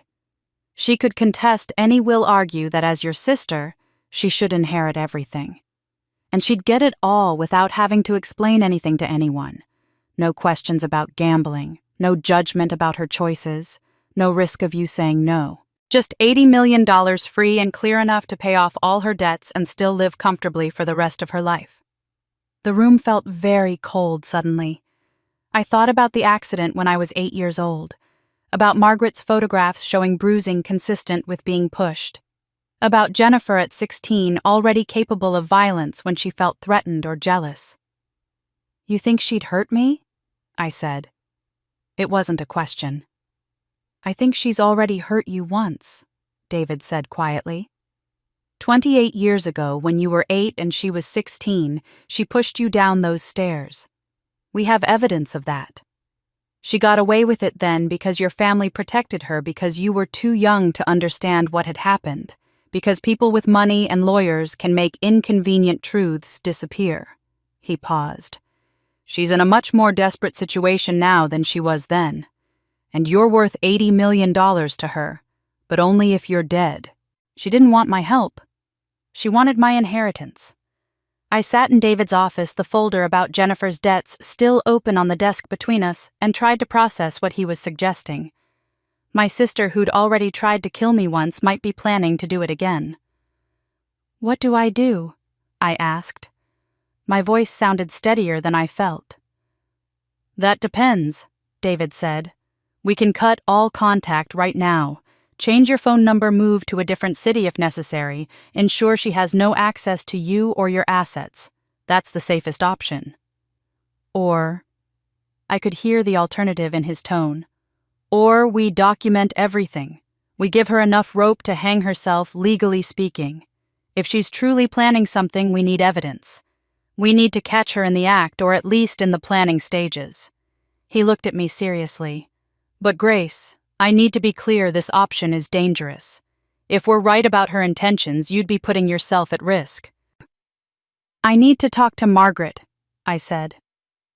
An hour later, I was sitting in Margaret's living room, the same room where she'd shown me the medical records from 28 years ago. I told her everything: David's investigation, Jennifer's debts, the theory that my sister might be planning to harm me for the inheritance. Margaret's face went pale. Grace, you can't put yourself in danger. Not for proof, not for justice, not for anything. You need to disappear. Let me help you start over somewhere safe. But then I'd spend the rest of my life looking over my shoulder, I said, wondering when she might find me, what she might do next time. I need to know for certain. I need evidence of what she's planning, if she's planning anything at all. And if she is, Margaret asked quietly. Then we stop her, I said, before she can hurt anyone else. The three of us, Margaret, David, and I, spent the next 2 days planning. Not planning for me to fake my death or stage some elaborate trap. Planning to protect me while gathering evidence. Planning to ensure that the truth would survive even if I didn't. David explained the legal framework. We'll modify your will immediately. Add a clause that if you die under any unusual circumstances, accident, violence, anything other than natural causes in a hospital with witnesses, your entire estate goes to charity and to Margaret. Jennifer gets nothing. We'll make sure she knows about this provision eventually. It removes her motive. But not yet, I said. If we tell her now, she'll know we suspect something. Exactly. So we document it, we file it, but we don't inform her until we have evidence of intent. If she starts planning something, if she does anything suspicious, we have proof that she had motive and that we took steps to prevent it. Margaret was more focused on my physical safety. You're not going anywhere with her alone. Not to her house, not on any trips, nowhere isolated. If you meet her, it's in public places with witnesses. She's already suggesting we take a trip together, I said. To reconnect, she said. Just the two of us. Margaret's expression hardened. Absolutely not.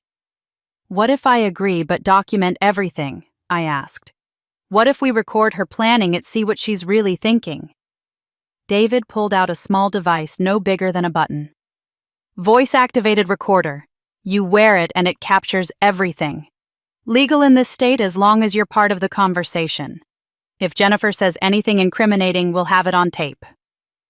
Over the next week, I continued my relationship with Jennifer while wearing the recording device every time we met. She was getting more comfortable, more open. The dinners became more frequent, the phone calls longer. Grace, she said one evening over coffee, I've been thinking. We should take a trip together, just us sisters. Maybe a weekend at that cabin our family used to rent when we were kids. Remember that place? I did remember. It was remote hours from the nearest town, accessible only by a winding dirt road, the perfect place for an accident. That sounds wonderful, I said, and watched her face light up. The joy was immediate, overwhelming, almost excessive. Her eyes were too bright, her smile too wide. She grabbed my hands across the table. Really? You'll come. Oh, Grace, this will be so good for us. We can talk, really talk. No distractions, no interruptions. Just sisters reconnecting. When were you thinking? I asked. How about 2 weeks from now, I'll handle all the arrangements. You don't have to worry about anything. That was the first red flag. Jennifer immediately taking control of every detail, the location, the timing, the transportation. She wanted to drive us both, she said. We'd leave Friday morning, come back Sunday evening. She'd pack everything we needed. I agreed to all of it while the recorder captured every word. Later that night, I met with David and Margaret at David's office. We listened to the recording together. Jennifer's voice filled the room, enthusiastic and warm and planning. She's controlling everything, Margaret said. The location, the schedule, the transportation. She's not suggesting a trip, she's constructing a scenario. We need to prepare for every possibility, David said. GPS tracking on your phone, obviously. A backup phone that she doesn't know about. Check-in times with both Margaret and me. Any missed check-in and we call the police immediately. I'll write everything down, I said. Everything I know, everything I suspect, everything we've discovered. If something happens to me, that letter needs to exist. We spent hours that night creating documentation. A letter explaining Jennifer's debts, the evidence from my childhood accident, the suspicious timing of her sudden affection, the trip she was planning. Copies of David's investigation. Copies of Margaret's medical records. Everything that proved Jennifer had motive and history. David sealed it in an envelope with instructions to be opened only in the event of my death or disappearance. If you don't check in if anything seems wrong, I'm opening this and taking it straight to the police, he said. Margaret hugged me tight before I left. Please reconsider this. Please just disappear instead. I can't live in fear, I said. I need to know the truth. And if the truth is that she's planning to hurt me, then I need evidence to stop her. I drove home thinking about Jennifer's face when I'd agreed to the trip. That excessive joy. That barely contained excitement. I thought about her debts, her desperation, her history of violence. I thought about the cabin in the woods, isolated and remote. I would give her exactly what she wanted, and watch her destroy herself. 3 days after I'd agreed to the cabin trip, Jennifer called me with a change of plans. Grace, I've been thinking, she said, and there was something different in her voice, an urgency I hadn't heard before. The cabin might be too much planning right now. I'm kind of swamped with the kids' schedules. What if I just came over to your place this weekend instead, just the two of us? We could open a bottle of wine, talk about everything, about the past, about us. I felt my stomach tighten. Sure, I said. That sounds fine.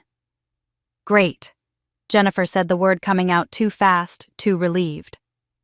Saturday night, I'll come around 7. I'll bring dinner. After we hung up, I immediately called David.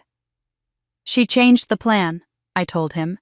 She's not suggesting the cabin anymore. She wants to come to my apartment Saturday night. David was quiet for a moment. That's interesting. And concerning. The timeline has accelerated. Something's pushing her to move faster than she planned. What do you think it is? Could be her creditors, David said. Could be she's getting threats. Could be she's just getting impatient. But Grace, if she's coming to your home, we need to take this very seriously. Your apartment is private, isolated. If something happens there, there are no witnesses. So what do I do? You're not going to be there, David said firmly. We're going to set up a different kind of documentation.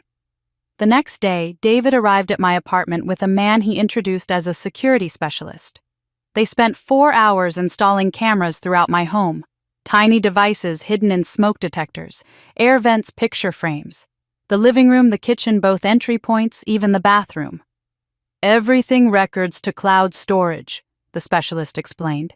Even if someone destroys the cameras themselves, we'll already have the footage backed up remotely. You can access it from any device with the password.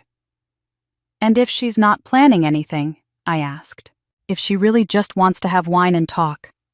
Then we have footage of a boring conversation and we delete it, David said. But if she is planning something, if she does anything suspicious, we'll have every second documented. After they left, I walked through my apartment looking at all the places where cameras were now hidden. My home, the space I'd worked so hard to create, had become a stage set for capturing evidence of potential violence. It felt surreal. David called me that evening with the final part of the plan. Friday night, you're checking into a hotel under a different name. You'll leave your apartment looking lived-in clothes in the closet, dishes in the sink, your purse on the counter. Most importantly, you'll leave your regular phone there powered off. She'll think I'm home, I said. Or that you just stepped out briefly, David confirmed. I'm giving you a backup phone. You'll check in with me every 2 hours. If you miss a check-in, I'm calling the police and going to your apartment myself. Margaret has the same schedule. Between the two of us, we'll know immediately if something goes wrong. Friday evening arrived. I packed a small overnight bag with essentials, toiletries, a change of clothes, my laptop. I left my apartment looking exactly as it would if I'd just run out for groceries. My regular phone sat on the kitchen counter, powered down. My purse was on the coffee table. A half-empty coffee cup sat in the sink. The TV was on low, playing a show I'd never finish watching. I took one last look around before I left. This apartment represented everything I'd built for myself after leaving my family-independent safety, a space that was mine alone. And now I was turning it into a trap. The hotel David had chosen was 20 minutes away, nice but not memorable.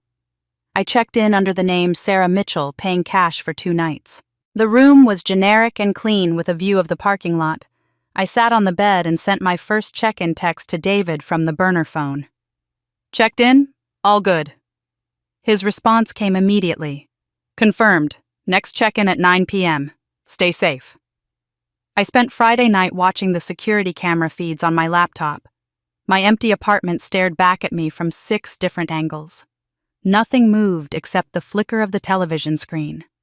I felt paranoid, jumpy, wondering if I'd completely overreacted. Maybe Jennifer really did just want to reconnect. Maybe I'd turned into someone who saw threats everywhere, unable to trust even simple gestures of affection. But then I remembered Margaret's photographs, the bruise patterns that didn't match a fall, the 8-year-old child I'd been broken and betrayed, the $1.5 million in debts Jennifer couldn't escape, the excessive joy on her face when I'd agreed to spend time alone with her. Saturday passed in slow motion. I checked in with David every 2 hours.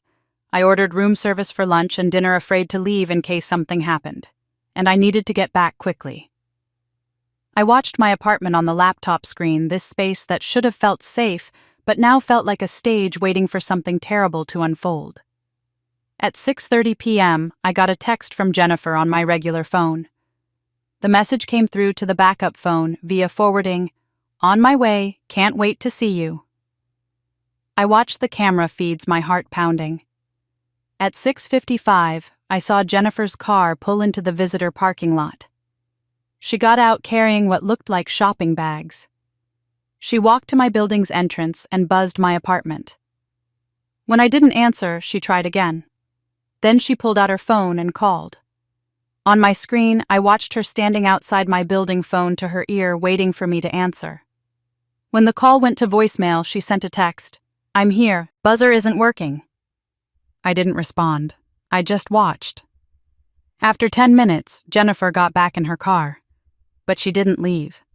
She just sat there in the parking lot waiting. She was coming to my house. I wouldn't be there. Jennifer sat in her car in the parking lot for 45 minutes. I watched on the security feeds as she occasionally looked at her phone, sent a few texts, waited. Finally, around 8 p.m., she drove away.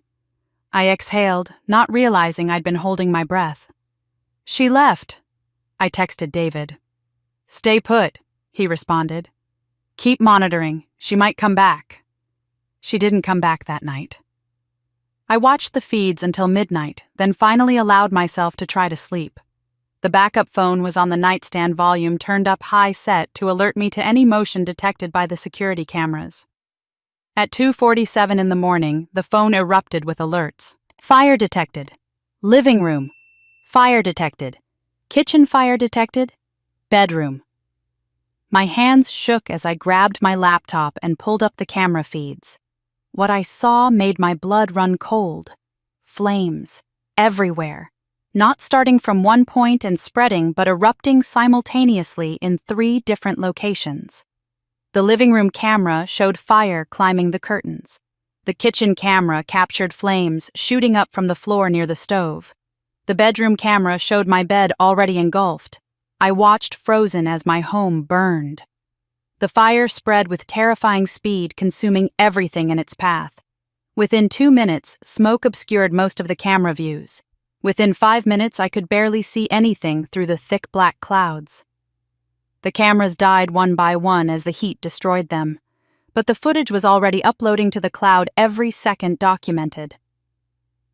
At 2:53 a.m., I heard sirens on the audio feed from the exterior camera. Fire trucks were arriving. I could see the flashing lights, firefighters jumping out, pulling hoses, shouting commands to each other. But it was too late. My apartment was gone. I sat on the hotel bed, my laptop showing the exterior feed of firefighters battling the blaze, and I felt something break inside me. That apartment had been everything. My independence, my safety, my fresh start. The first place that had ever been truly mine. And Jennifer had burned it to the ground, with me supposedly inside. I called David. He answered on the first ring, his voice alert despite the hour. "Grace, are you okay?" "She did it," I whispered. "She burned my apartment. It's gone, David. Everything's gone."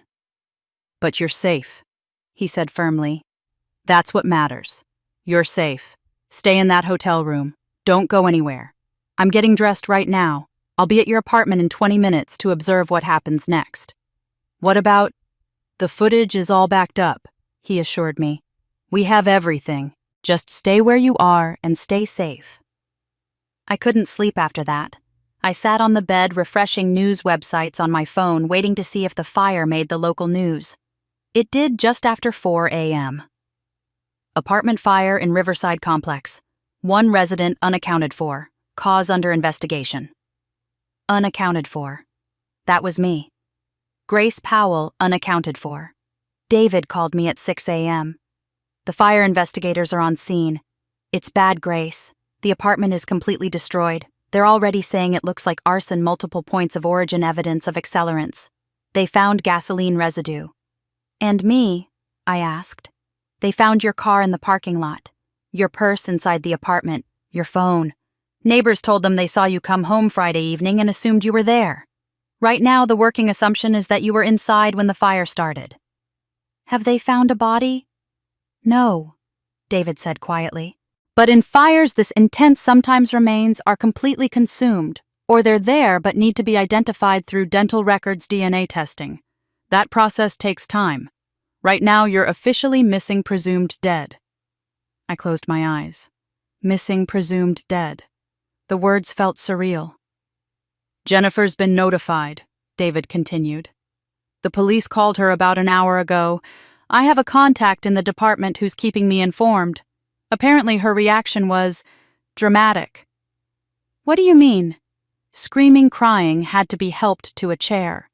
Asked repeatedly if they were sure if there was any chance you'd survived. Kept saying, not Grace, not my sister, we were just getting close again. Very convincing performance according to my contact. Of course it was, I said bitterly. But here's the interesting part, David said, and I could hear the edge in his voice. About 30 minutes after she was notified, she sent a text message. My contact saw it because she was still at the police station, still crying when her phone buzzed. She looked at it and quickly put it away, but the officer noticed. Through some channels I'd rather not explain, we were able to get phone records subpoenaed within hours based on the suspicious circumstances. What did it say? It's done. We're safe now. Sent to a number that's registered to her husband. I felt something cold settle in my stomach. It's done. We're safe now. Not, Grace is gone, this is terrible. Not, I can't believe she's dead. But, it's done. We're safe. When investigators asked her about the text, she claimed it was about a work matter. Said she was so distraught she wasn't thinking clearly, that she'd been dealing with a stressful situation at her job and had just gotten confirmation it was resolved. She said the timing was coincidental. That's not going to hold up, I said. No, David agreed. It's not. But right now she doesn't know we have security footage. She doesn't know you're alive. She thinks she's gotten away with it. I thought about my apartment, everything I owned reduced to ash and rubble. My furniture, my clothes, my books, the life I'd built. All of it gone because my sister needed money, and I was worth more to her dead than alive. What happens now? I asked. Now we wait, David said. The arson investigation will take a few days. They'll process the scene, collect evidence, try to determine how the fire started and who started it. And in the meantime, you stay hidden, you stay safe. And we let Jennifer believe she's won. They found my things, they found my car. But they didn't find me. I spent the next 3 days in that hotel room watching my own death investigation unfold through news reports and updates from David.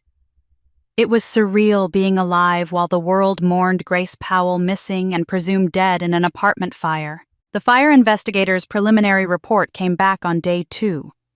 David read it to me over the phone, his voice tight with controlled anger. It's unambiguous, he said. Arson. 3 distinct points of origin: living room, kitchen, bedroom. Accelerant used consistent with gasoline. The pattern of burn marks shows the fire was deliberately set to spread quickly and cut off escape routes. The investigators' exact words: this fire was designed to ensure the occupant could not escape. This is attempted murder, possibly successful.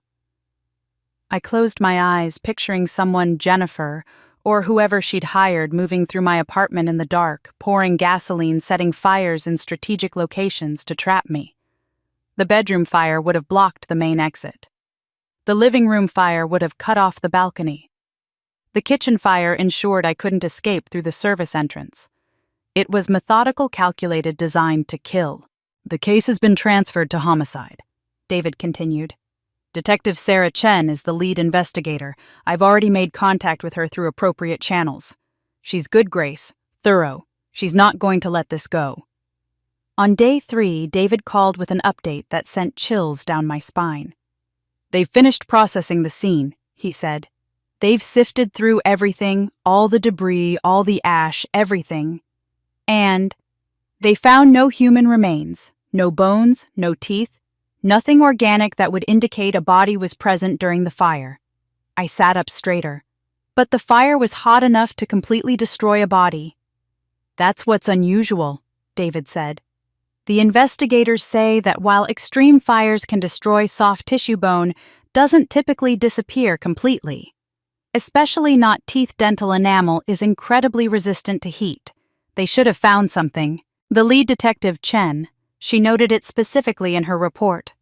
Either the victim escaped before the fire started, or the body was removed prior to ignition. This is not a standard fatal fire case. So they're questioning whether I was even there, I said slowly. They're questioning everything, David confirmed. Which is exactly what we want. A suspicious death is one thing. A suspicious death with no body raises entirely different questions. Chen is treating this as a potential murder, but she's also open to other possibilities. The investigation expanded rapidly after that. David kept me informed of every development, his police contact feeding him information in exchange for what David vaguely called future considerations. Detective Chen interviewed my family. I listened to David's second-hand account with my heart pounding. Jennifer's performance was apparently very convincing, he said. Crying distraught, kept asking if they were absolutely certain you couldn't have survived. She talked about how you two had just reconnected, how she'd been planning to see you that night, but you hadn't answered the door. But, I could hear the but in his voice. But she asked about the will within 24 hours of the fire. Chen noted it in her report. Most people don't think about inheritance when they're grieving. They think about funeral arrangements, about notifying other family members, about processing their loss. Jennifer asked who Grace's attorney was, and whether there was a will on file. I felt sick. Even in her manufactured grief, Jennifer couldn't help revealing her true priorities. There's more, David said. A neighbor 3 doors down from your apartment reported seeing an unfamiliar car in the visitor parking lot around 2 a.m. the night of the fire. Dark sedan couldn't see the driver. The neighbor only noticed because their dog was barking and they looked out the window. Did they get a license plate? Partial. But here's where it gets interesting. The police pulled security camera footage from other buildings in the complex and from the 7-Eleven 2 blocks away. They're piecing together vehicle movements around the time of the fire. They've got partial footage of a dark sedan leaving the area at 2:55 a.m. right after the fire started. Partial plate match to what the neighbor saw. Can they identify it? They're working on it. The footage isn't great. It was dark, the cameras are low resolution. But the forensics team is enhancing the images. They'll figure it out eventually. I paced the small hotel room processing all of this. The investigation was moving faster than I'd anticipated. Detective Chen was asking the right questions, following the right leads, treating this as more than just a tragic accident. What's Jennifer doing now? I asked. Acting like the grieving sister. She's posted on Facebook about how devastated she is, how she can't believe you're gone, how she wishes she'd had more time with you. The family is rallying around her. There's talk of a memorial service, even though there's no body to bury. Of course there is, I said bitterly. Grace, David said, his voice serious. I need you to understand something. The investigation is moving in the right direction, but it's also moving slowly. These things take time. Forensic analysis, witness interviews, building a case. It could be weeks before they have enough evidence to make an arrest. Are you prepared to stay hidden that long? I looked around the generic hotel room that had become my entire world. I don't have a choice. If I come forward now before they have solid evidence, Jennifer could claim I staged everything. She could say I set the fire myself for insurance money or attention or to frame her. We need to wait until the evidence is undeniable. That's my assessment too, David agreed. But I need to know you're okay. Mentally, emotionally. Being dead is not easy. I'm alive, I said. That's what matters. Jennifer tried to kill me and she failed. Now we just need to make sure she pays for it. They were looking for a body. They should have been looking for a suspect. 1 week after the fire, David received a call that changed everything. Detective Chen just contacted me, he said, his voice urgent. She received an anonymous tip.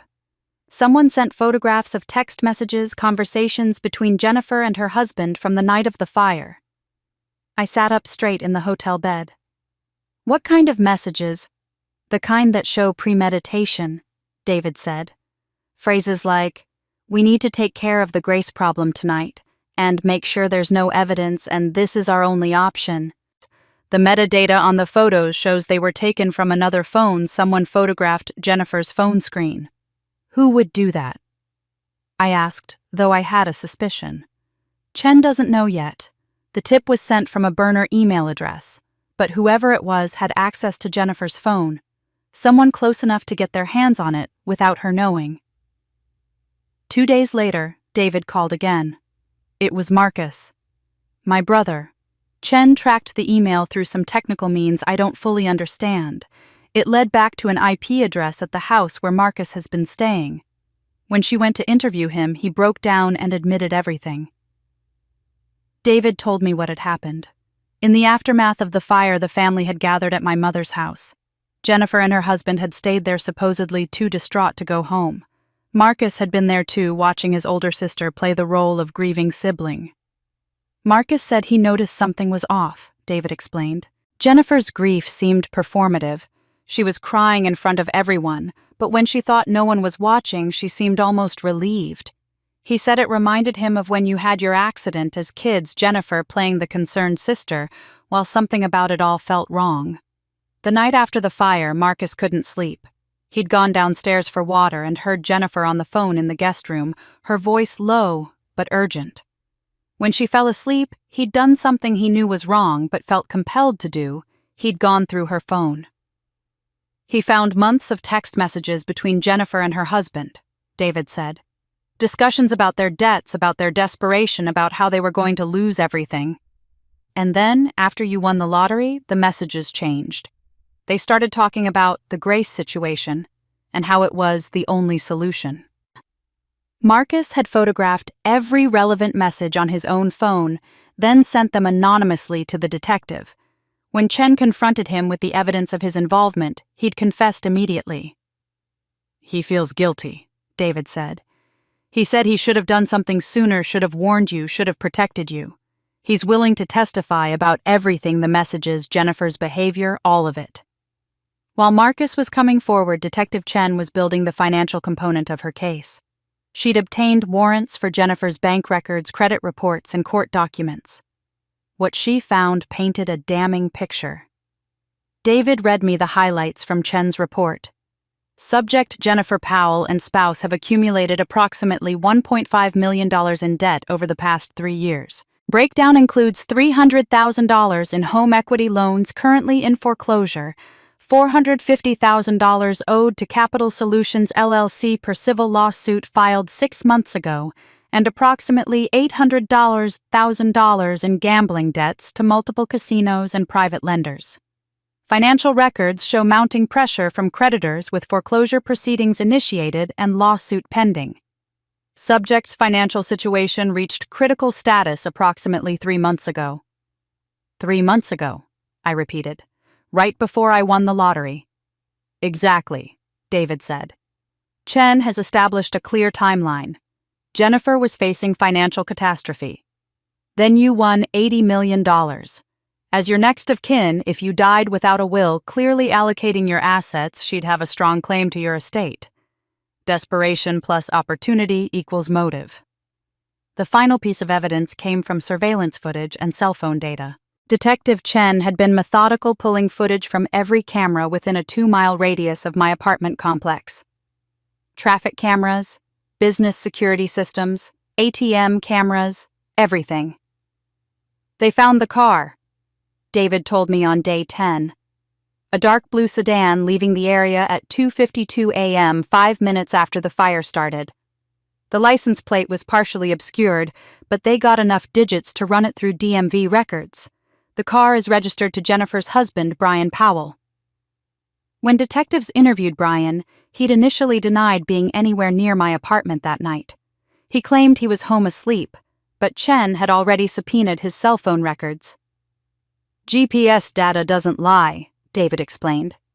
Brian's phone pinged off cell towers that put him within 2 blocks of your apartment at 2:45 a.m. The data shows he arrived around 2:30 and left at 2:53. He was there, Grace, during the exact window when the fire was set. When confronted with the GPS evidence, Brian's story changed. He admitted being in the area but claimed he was just driving around because he couldn't sleep. He said he didn't know about the fire until later, but the timing was too precise, too coincidental to be believable. Chen isn't buying it, David said. She's building a conspiracy case. Jennifer provided the motive and the planning. Brian executed it. The text messages show they were working together. The financial records show why they were desperate.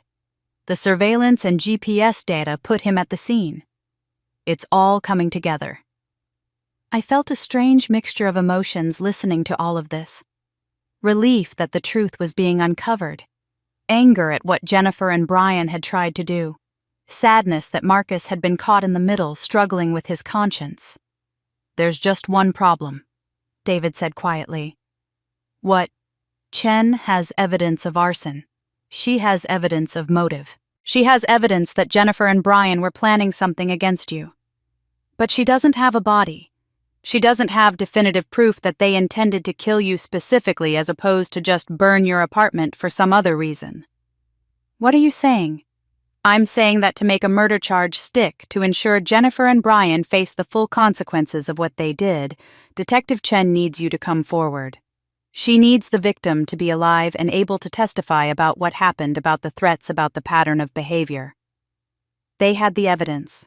They just needed the victim. On day 21 of being legally dead, David told me he was calling a family meeting. It's time, he said over the phone. Detective Chen has enough evidence to move forward, but the family is getting restless. Jennifer has been calling my office every other day, asking about your will, about your assets, about when things can be settled. She's trying to sound grief-stricken and practical at the same time, and she's not pulling it off. What are you going to tell them? I asked from my hotel room where I'd been living like a ghost for 3 weeks. The truth, David said, or at least the part of the truth they need to hear right now. He scheduled the meeting for 2 p.m. on a Thursday at his office. He invited my mother Jennifer and her husband Brian, Robert, Marcus, and Sarah, the whole family except me, the person they thought was dead. David called me 20 minutes before the meeting. I've set up my phone to live stream audio to you. You'll be able to hear everything. Are you ready? I wasn't sure I was ready, but I said yes anyway. I sat on the hotel bed with my laptop headphones on, listening to my family arrive at David's office. I could hear the small talk, the subdued greetings, the weight of manufactured grief in their voices.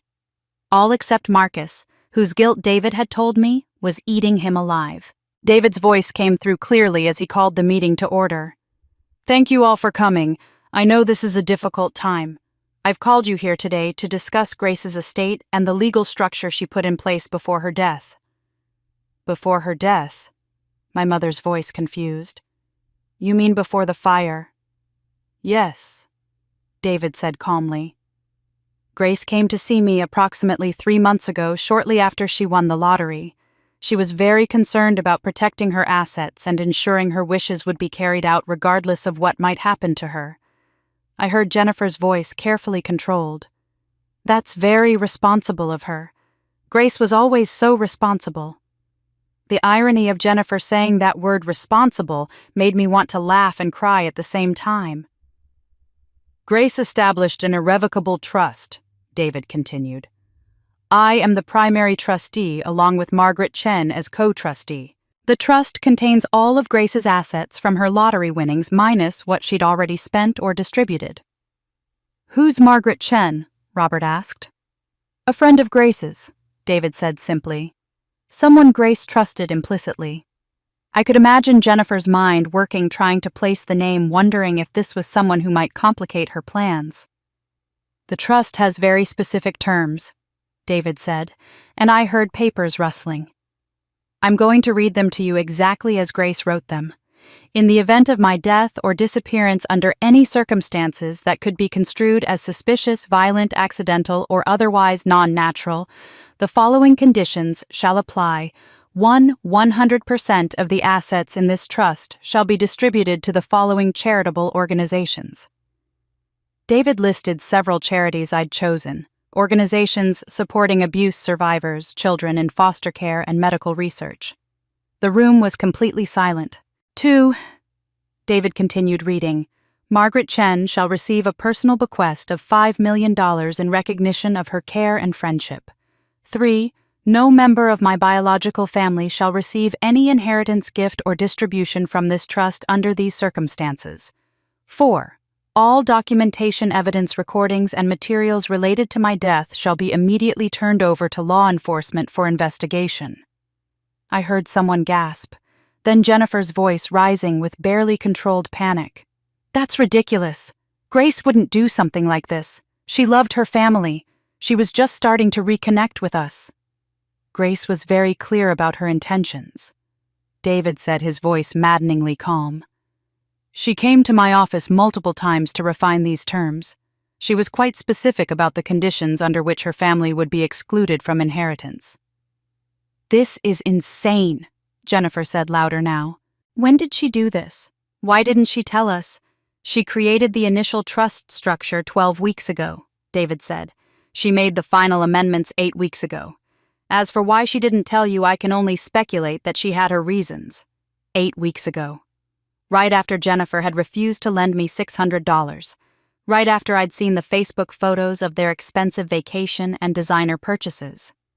The timing wasn't accidental. What if it wasn't suspicious? My mother asked, her voice small. What if the fire was just an accident? The fire has been ruled arson by the fire investigator, David said flatly. Multiple points of origin accelerant used clear evidence of intentional ignition. This was not an accident. Therefore, the suspicious circumstances clause is activated. But Grace is dead. Jennifer's voice was breaking now, though I couldn't tell if it was from genuine distress or fury. We're her family. We deserve. You deserve what Grace decided you deserve, David interrupted, steel in his voice, which under these circumstances is nothing. Brian spoke for the first time, his voice tight. This isn't legal. We can contest this. A trust can be challenged. You can try, David said. But I should warn you, irrevocable trusts are extremely difficult to contest, especially when the truster's intentions were so clearly documented. Grace met with me multiple times. We have video recordings of her stating her wishes. We have written documentation of her reasoning. And most importantly, she was of sound mind and under no duress when she created this trust. Any contest would be expensive, time-consuming, and very likely to fail. What was her reasoning? Marcus asked quietly. Why would she cut out her family? That's between Grace and me, David said. Attorney-client privilege doesn't end with death. What I can tell you is that Grace had concerns about her family's motivations and their treatment of her over the years.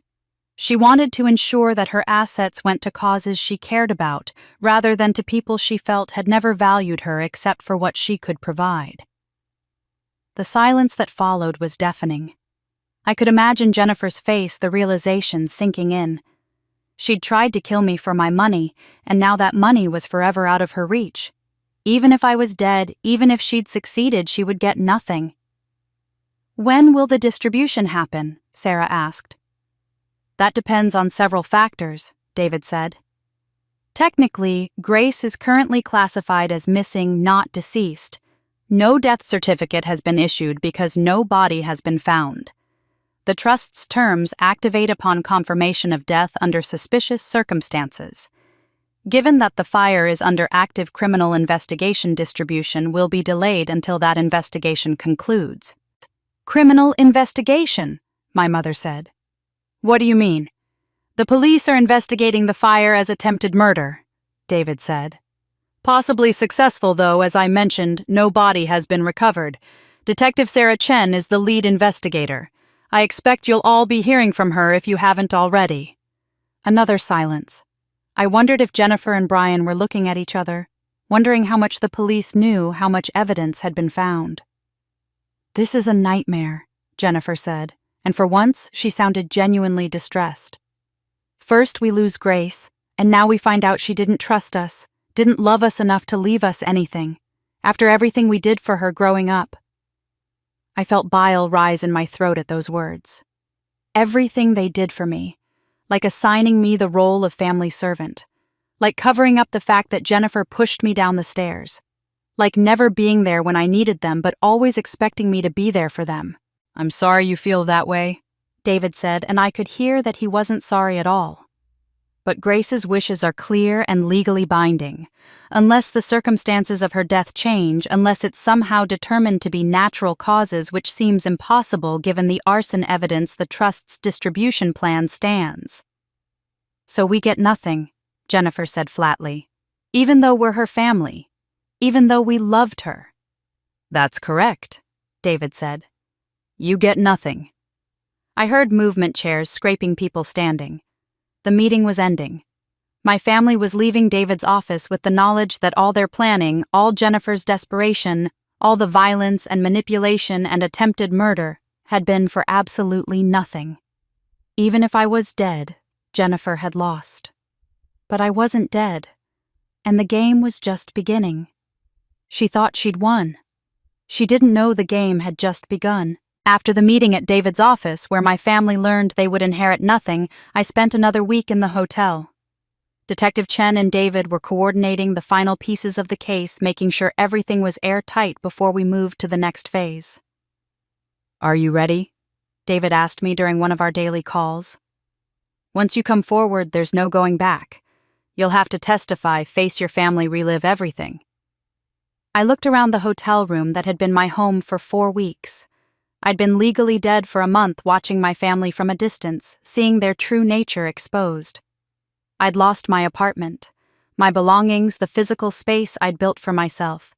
But I'd gained something more valuable: absolute clarity about who they were and what they were capable of. "I'm ready," I said. Detective Chen made the call to Jennifer on a Tuesday morning.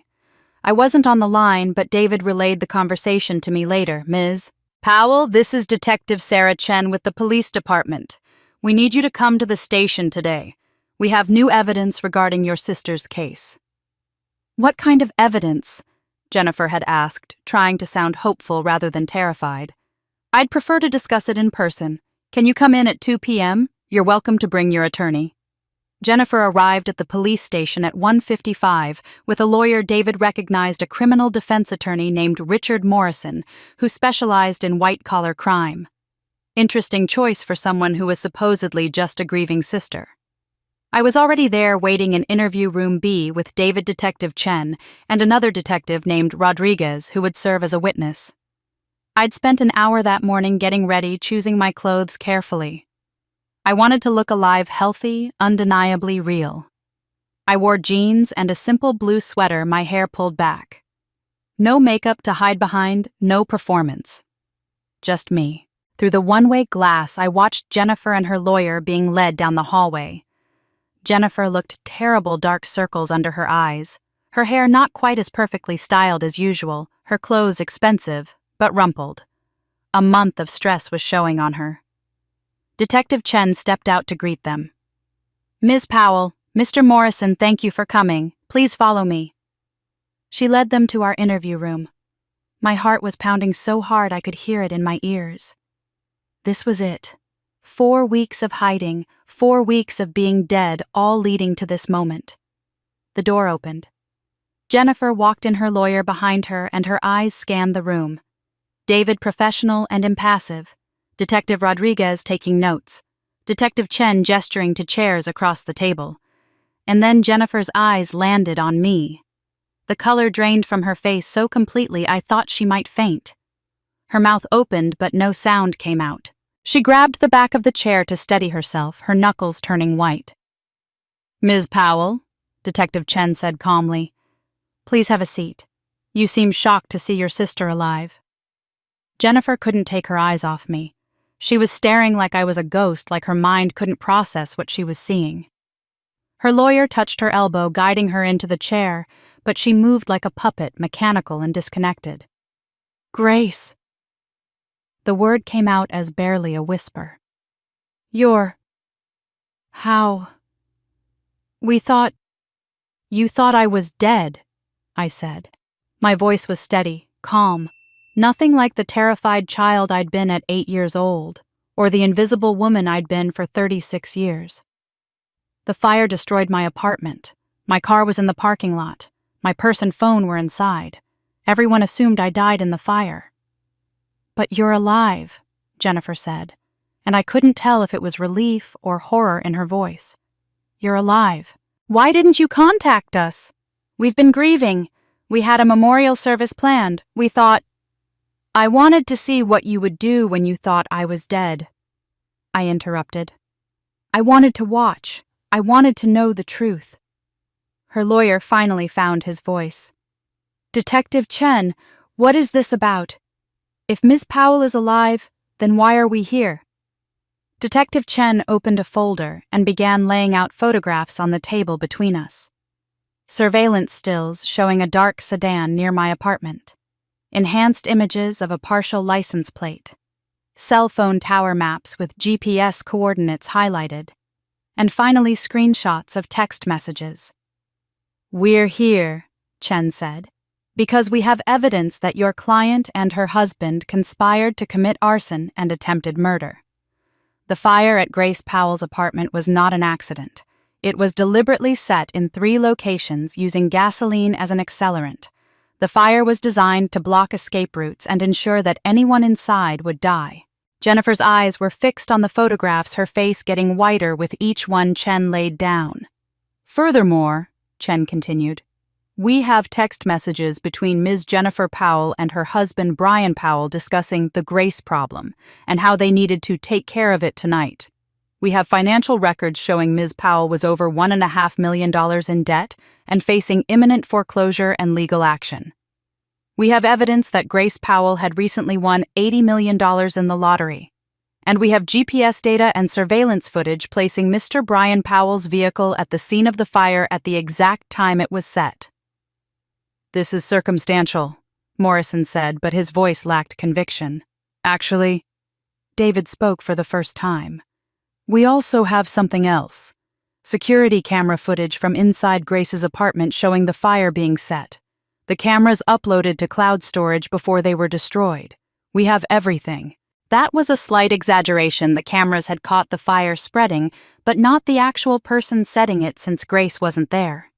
But the bluff worked. Jennifer's eyes widened.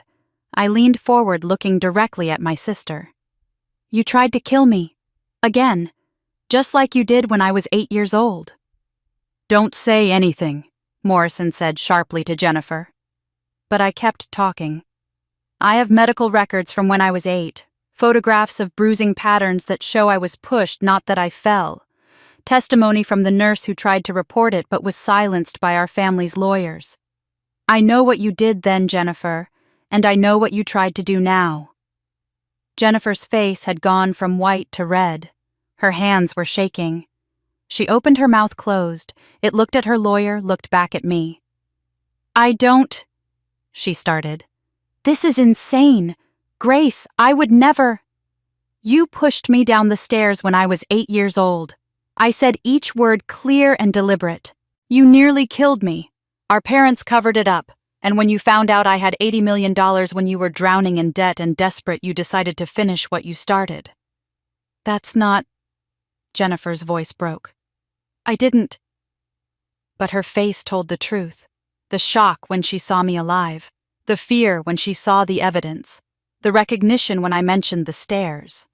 Every emotion flickering across her features was being captured by the camera in the corner of the interview room. "My client has nothing to say," Morrison said firmly, putting his hand on Jennifer's arm. "This interview is over." "That's fine," Detective Chen said.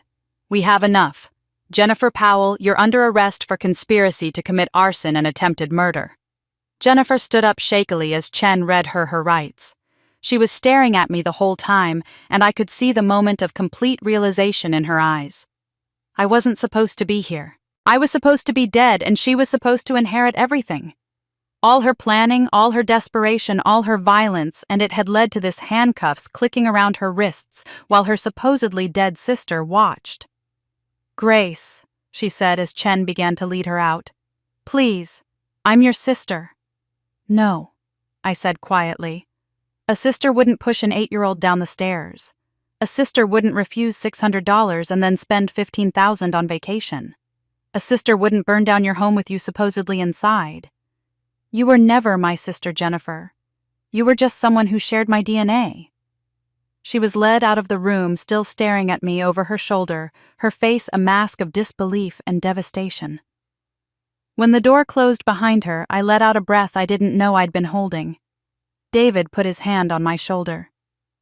"You did it," he said quietly. "We did it," I corrected. Detective Chen smiled. "Welcome back from the dead Ms. Powell. I wasn't supposed to be here. Jennifer's arraignment was set for the following morning. I attended sitting in the public gallery with Margaret on one side and David on the other. I wanted Jennifer to see me there alive and watching as the prosecutor laid out the case against her. The courtroom was small, wood-paneled with fluorescent lights that made everyone look slightly ill. Jennifer was brought in wearing an orange jumpsuit, her hands cuffed in front of her. She'd clearly been crying, her eyes were red and swollen, her face blotchy. When she saw me in the gallery, she flinched like I'd struck her. The judge, a stern woman in her 60s named Judith Martinez, called the court to order. The prosecutor, a sharp-eyed man named Thomas Wright, stood to present the charges. "Your Honor, the defendant, Jennifer Lynn Powell, is charged with conspiracy to commit arson in the first degree and attempted murder in the first degree. The evidence against her is substantial and compelling." Wright opened his briefcase and pulled out a stack of documents. "I'd like to begin with phone records obtained through a valid warrant. These records show text message exchanges between the defendant and her husband, Brian Powell, in the days leading up to and including the night of the fire." He projected the messages onto a screen for the court to see. I watched Jennifer's face as her own words appeared enlarged for everyone to read. September 15th, 9:47 p.m. Jennifer to Brian. "We need to talk about the Grace situation. This can't continue." September 16th, 11:23 p.m. Brian to Jennifer. "What are you suggesting?" September 16th, 11:31 p.m. Jennifer to Brian. "I'm saying we need a permanent solution. We're out of time." September 18th, 8:15 p.m. Jennifer to Brian. "Saturday night. She'll be home. We do it then." September 18th, 8:17 p.m. Brian to Jennifer. "Are you sure about this?" September 18th, 8:22 p.m. Jennifer to Brian. "Do you want to lose everything? This is our only option." September 21st, 1:47 a.m. Jennifer to Brian. "Are you in position?" September 21st, 1:52 a.m. Brian to Jennifer. "Yes, back entrance like we discussed." September 21st, 2:03 a.m. Jennifer to Brian. "Make sure there's no evidence, nothing that can be traced back." September 21st, 2:51 a.m. Jennifer to Brian. "Is it done?" September 21st, 2:55 a.m. Brian to Jennifer. "Yes, I'm leaving now." September 21st, 3:17 a.m. Jennifer to Brian. "It's done. We're safe now." The courtroom was completely silent as people absorbed the messages. The timestamps were damning. The final exchanges corresponded exactly with the time the fire had been set. "The defense may argue that these messages refer to something else," Wright continued. "However, when we arrested Mr. Brian Powell and placed him in a separate interrogation room, he confessed. He admitted to setting the fire at his wife's urging. He stated, and I quote from the transcript, "Jennifer said we had no choice. She said Grace's lottery money was our only way out of the debt, but Grace would never give us enough to matter. She said if Grace died, Jennifer would inherit everything as next of kin.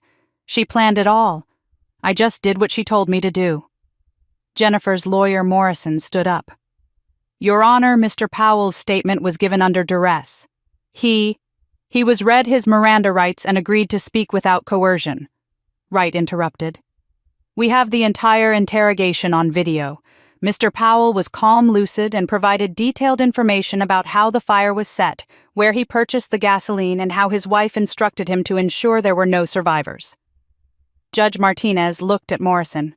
You'll have the opportunity to challenge the admissibility of the confession at trial. For now, I'm allowing it for the purpose of this arraignment. Continue, Mr. Wright. Wright moved to his next point. Your Honor, the motive in this case is equally clear. I'd like to submit financial records for the defendant and her husband. He presented documents showing the full scope of Jennifer's debts. The home equity loans, the lawsuit from Capital Solutions LLC, the casino records showing mounting gambling losses. I watched the numbers flash on the screen: 300,000, 450,000, 800,000, $1.5 million total.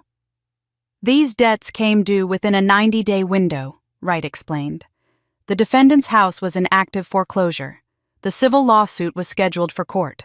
And according to testimony from casino security personnel, the defendant had received multiple warnings from private lenders about consequences if payment wasn't received. He pulled up another set of documents. Furthermore, in the 3 weeks before the fire, the defendant conducted multiple internet searches from her home computer. These searches included: how long until missing person declared dead, inheritance laws without will in our state, can siblings inherit lottery winnings, and fire investigation process. I saw Jennifer close her eyes, her face crumpling. She'd been so careful about the text messages using vague language, but she'd never thought to clear her browser history. The defendant knew her sister Grace had won $80 million in the lottery, Wright continued. She knew that if Grace died without a comprehensive will, she would have a strong claim as next of kin to the entire estate. She researched the process, planned the method, and enlisted her husband to execute the plan. The financial motive is overwhelming. Morrison stood again. Your Honor, financial difficulties don't prove intent to murder. Many people have debt. That doesn't make them killers. True, Judge Martinez said. But combined with the other evidence, it establishes motive. Continue, Mr. Wright. Wright nodded. Your Honor, there's one more element to this case that I believe is crucial for the court to understand. This wasn't the first time the defendant attempted to harm her sister. He gestured to the back of the courtroom. I'd like to call Margaret Chen as a witness to provide historical context. Margaret stood, her hands shaking slightly, and made her way to the witness stand. She was sworn in, and Wright approached her gently. Ms. Chen, can you explain your connection to this case? Margaret's voice was steady despite her nervousness. I was Grace Powell's nurse when she was 8 years old. She'd been admitted to the hospital with severe spinal injuries from a fall down the stairs. And what did you observe about those injuries? The bruising pattern was inconsistent with a self-inflicted fall, Margaret said clearly. When someone tumbles downstairs, they hit multiple surfaces at different angles. The bruising is scattered, irregular. Grace had concentrated bruising between her shoulder blades, the kind caused by a single forceful push from behind. She pulled out the folder she'd kept for 28 years. I documented everything. I took photographs which I provided to the prosecutor. I wrote detailed nursing notes.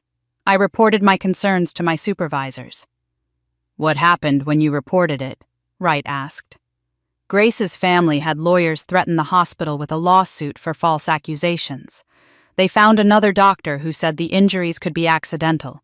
Child Protective Services investigated, but Grace was 8 years old, frightened, and in terrible pain. When they asked if someone pushed her, she said no. The case was closed. I was fired shortly after for causing problems.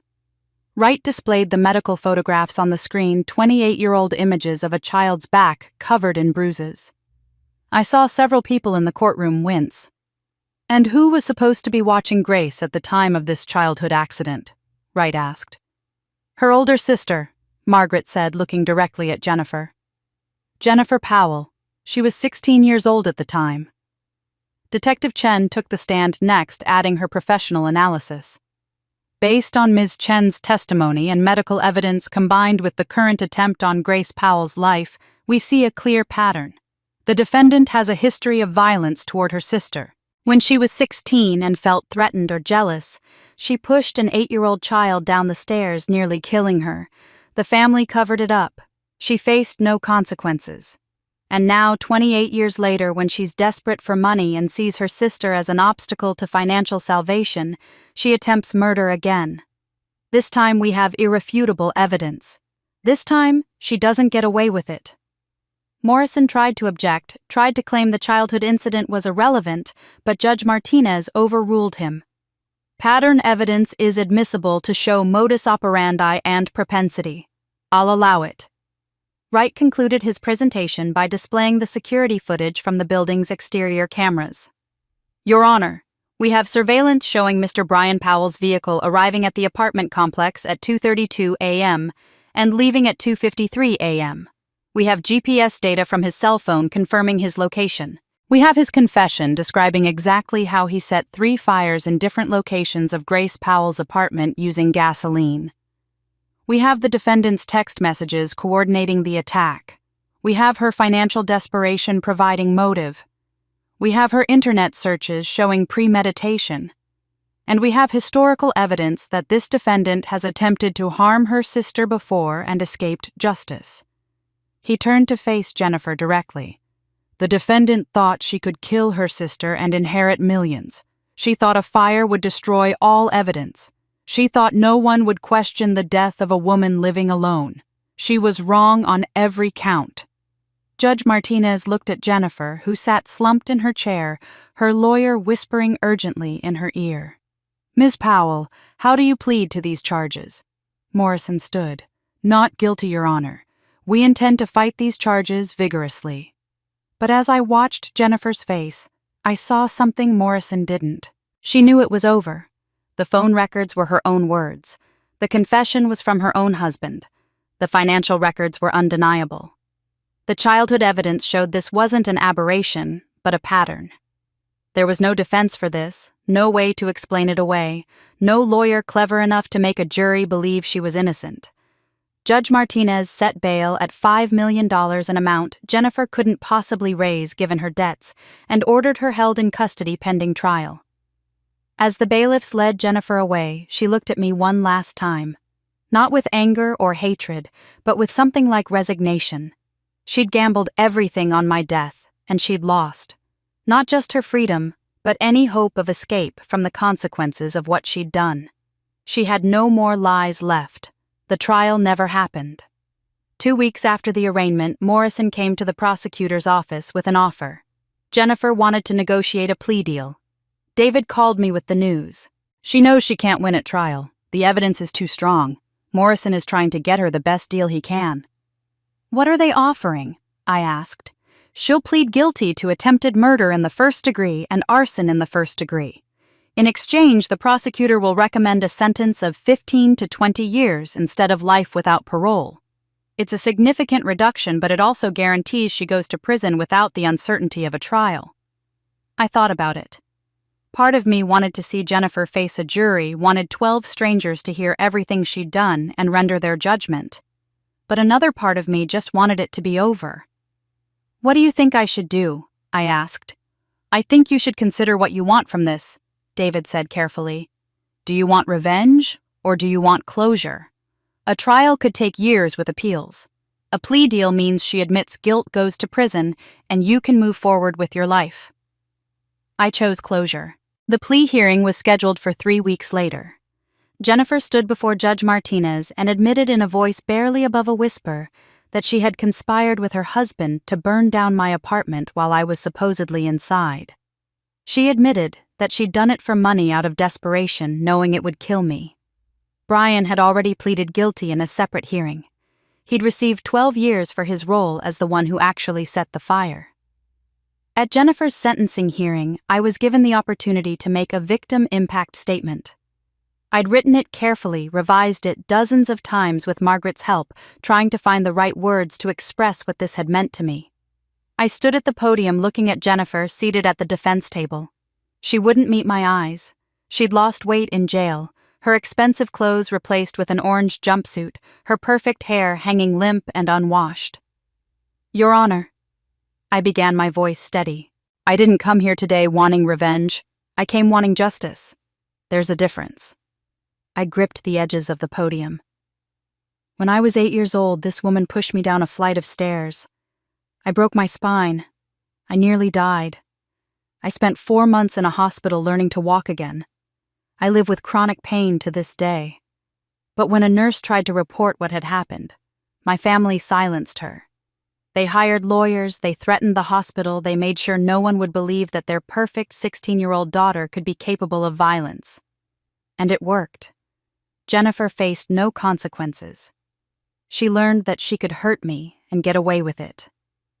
Jennifer's shoulders were shaking. I didn't know if she was crying or just trembling. 28 years later, I won the lottery. And when Jennifer found herself drowning in debt, desperate and cornered, she decided to finish what she started. She planned to burn my home with me inside it. She thought I would die and she would inherit everything. She thought once again she could hurt me and face no consequences. I paused, letting the words sink in. But this time the truth came out. This time there were no lawyers to silence the evidence, no family to cover up the crime. This time the law held her accountable. I finally looked directly at Jennifer. I don't want revenge. I don't take pleasure in seeing you in that jumpsuit or knowing you'll spend years in prison. But I needed the truth to be acknowledged. I needed someone in authority to say what happened to you was wrong. What she did was a crime. You deserved to be protected and you weren't. My voice broke slightly. For 36 years, I've been the invisible one, the one whose pain didn't matter, the one who was expected to forgive and forget, and keep serving the people who hurt me. Today, for the first time in my life, I feel seen. I feel heard. And that's what justice means to me. Judge Martinez thanked me and asked if Jennifer wanted to say anything.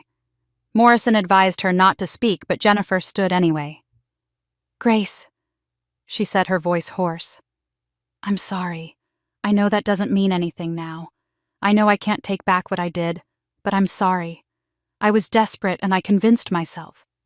I told myself you wouldn't really be hurt, that it would be quick, that I had no choice. But I did have a choice.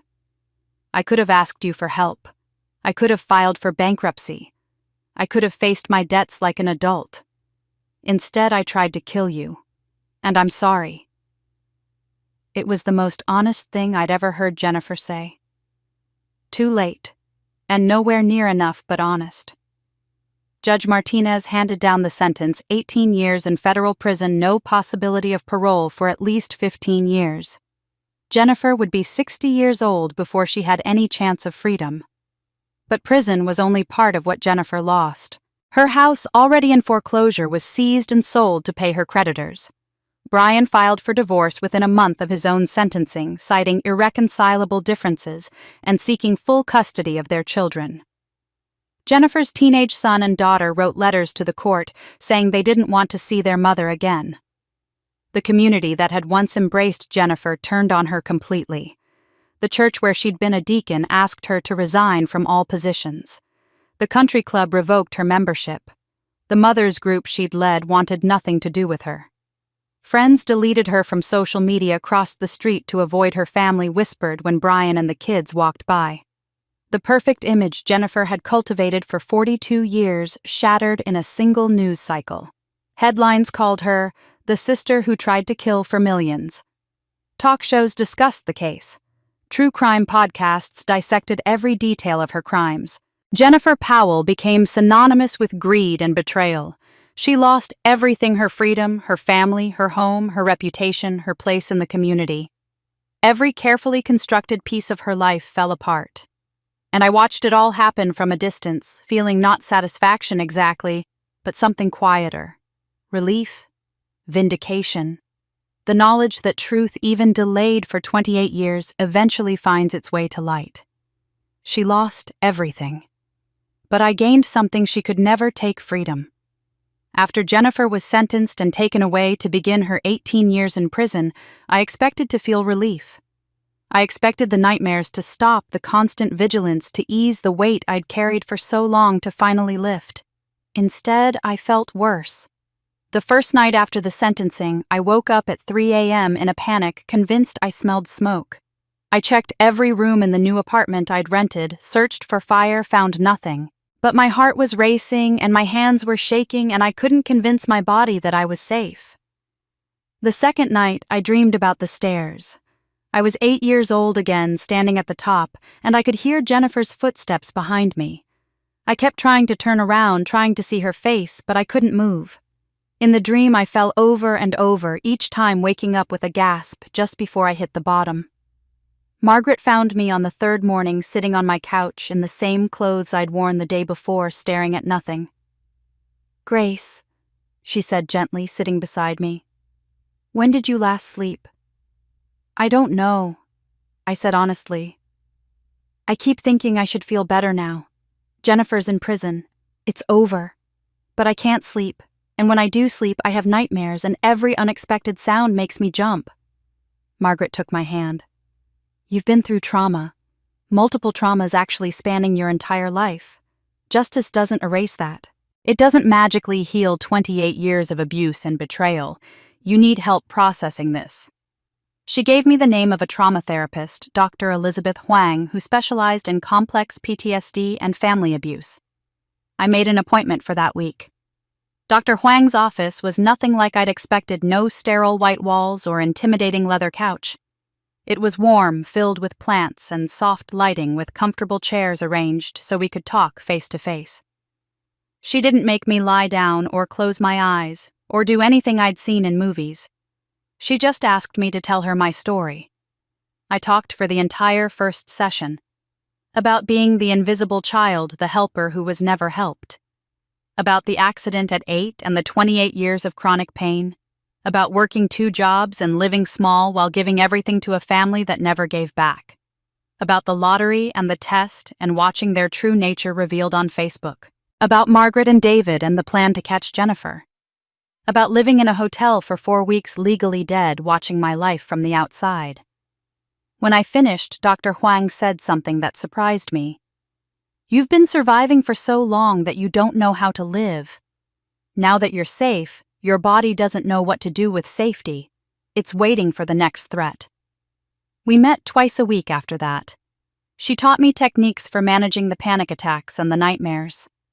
We worked through the layers of trauma, not just the recent fire and Jennifer's attempt on my life, but the decades of emotional neglect that had preceded it. We talked about how being invisible had been a survival strategy that no longer served me, and how I could learn to take up space in the world. It wasn't linear.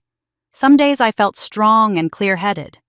Other days I couldn't leave my apartment because every car backfiring sounded like an explosion, every stranger on the street looked threatening. But slowly, incrementally, I started to heal. 2 months after the trial, my phone started ringing with calls from family members. My mother first, then Sarah, then Robert. They'd waited until things calmed down to reach out, they said. They wanted to apologize, to explain that they hadn't known what Jennifer was planning, that they felt terrible about everything that had happened. I listened to the voicemails and felt nothing. No anger, no sadness, no desire to respond. These were the same people who'd refused me $600 while spending thousands on themselves. The same people who'd built a family structure with me at the bottom. The same people who'd covered up Jennifer's violence when I was 8, and then pretended it never happened. They hadn't known about the fire, specifically maybe. But they'd known who Jennifer was. They'd known what they'd all been to me for 36 years. And they'd been fine with it until it became a criminal case that reflected poorly on them. I changed my phone number and didn't give it to any of them. I moved to a different city 3 hours away, a place where no one knew my story, unless I chose to tell them. I bought a small house with a garden, the first home I'd ever owned. I painted the walls colors I liked, bought furniture that was comfortable rather than cheap, created a space that was entirely mine. Some family members tried to find me through David. He told them, as I'd instructed, that I didn't wish to have contact, and that they should respect that decision. A few sent letters to his office anyway. I didn't read them. Whatever apologies or explanations they contained didn't matter to me anymore. Dr. Huang asked me if I felt guilty about cutting them off completely. "No," I said, and realized I meant it. I spent my whole life trying to earn their love, trying to be good enough, helpful enough, invisible enough. I finally understand that nothing I did was ever the problem. They're incapable of the kind of love I needed. And I don't have to forgive them or maintain a relationship just because we share DNA.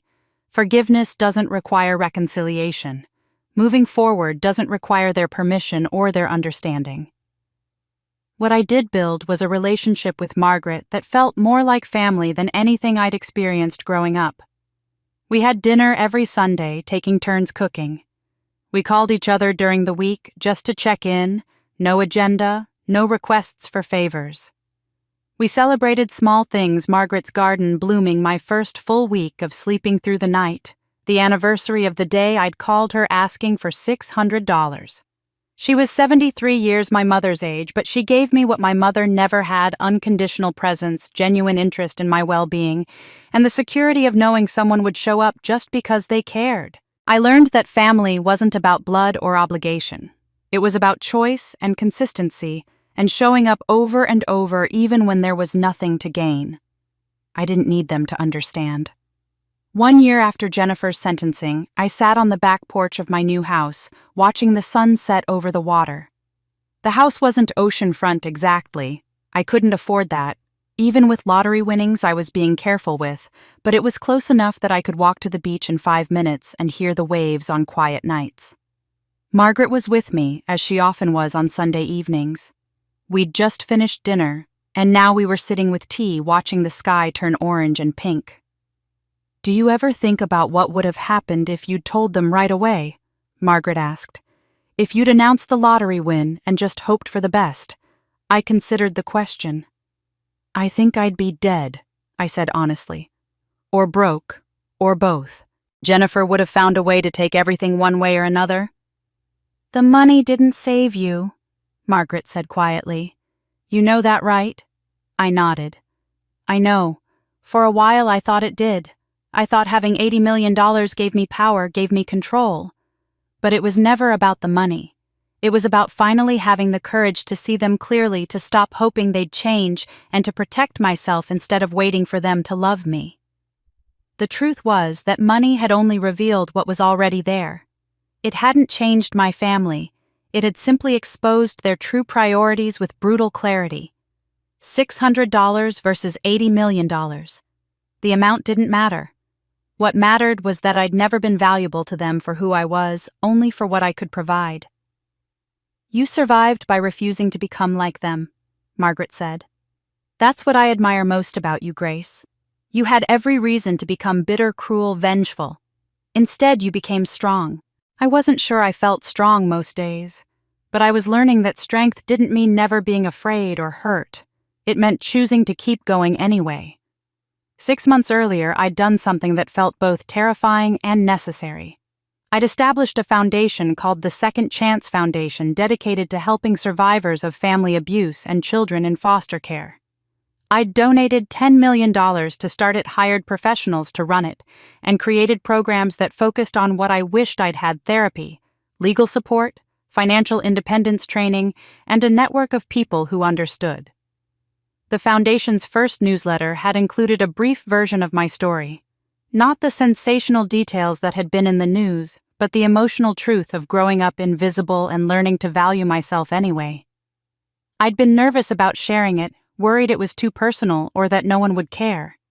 Instead, I'd received hundreds of letters. One letter in particular had made me cry. It was from a woman named Patricia, 43 years old, who'd been supporting her siblings financially for 2 decades while they treated her like an ATM. She wrote, "Your story showed me that loving yourself isn't selfish.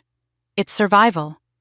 I've spent my whole life thinking I was obligated to sacrifice everything because we're family. You helped me understand that family should be reciprocal, and it's okay to walk away when it's not. Thank you for giving me permission to choose myself." I'd read that letter to Dr. Huang during our next session.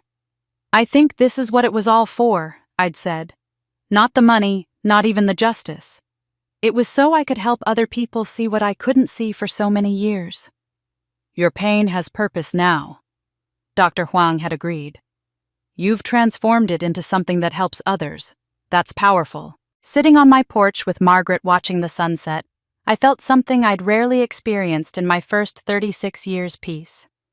Not the absence of pain. I still had nightmares, sometimes still flinched at unexpected sounds, still carried the chronic ache in my back from that staircase fall at 8 years old. But I had something deeper than comfort. I had clarity. I understood now what my family had never been able to teach me, that worth isn't earned through service or sacrifice, that love shouldn't require you to shrink yourself or stay silent or accept cruelty, that sometimes the people who share your blood are the least equipped to care for your heart. You know what I realized? I said to Margaret. Family isn't determined by DNA. It's determined by who shows up, who stays when things are hard, who celebrates you without needing something in return. Margaret smiled. Like us. Like us, I agreed. You didn't know I had money when you helped me. You helped because you saw me as someone who mattered. That's more valuable than $80 million. The sky was almost dark now, stars beginning to appear. I thought about Jennifer somewhere in a federal prison serving year 1 of 18. I thought about my mother and siblings living their lives without me in it, probably telling themselves some revised version of events where they were the victims. I thought about the family I'd been born into and the family I'd chosen. I didn't need their approval anymore. I didn't need their apologies or their understanding. I didn't need revenge or vindication or anything from them at all. What I needed, I'd already built a life that was mine on my terms, surrounded by people who chose to love me for who I was, rather than what I could give them. Sometimes the greatest act of love is knowing when to let go. Not because you hate someone, but because you respect yourself too much to keep accepting less than you deserve. I'd spent 36 years hoping my family would change, would see me, would value me.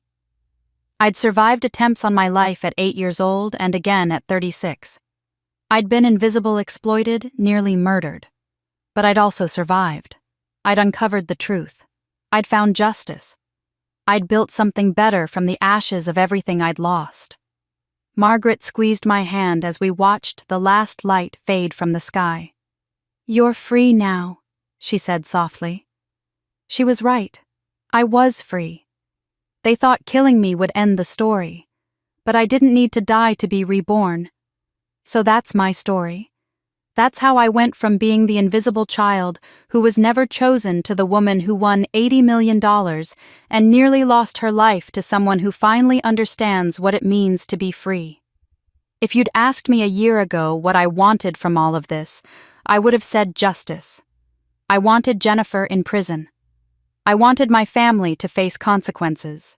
I wanted the world to know what they'd done to me. And I got all of that. Jennifer is serving 18 years. The truth came out. Justice was served.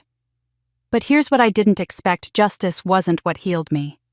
It wasn't the courtroom verdict or the prison sentence, or even the moment Jennifer's face went white when she realized I was still alive. What healed me was something much simpler and much harder. It was the choice to walk away. It was learning that I didn't need their approval, their apologies, or their understanding to move forward with my life. The real lesson I learned isn't about money or revenge or even about family betrayal. It's about knowing your worth. It's about understanding that you don't owe loyalty to people who've only ever shown you cruelty, even if you share their blood. It's about recognizing that sometimes the most loving thing you can do for yourself is to leave to start over, to build something new from ashes. Family should be the people who show up when you have nothing to give. Family should be reciprocal, supportive, genuine.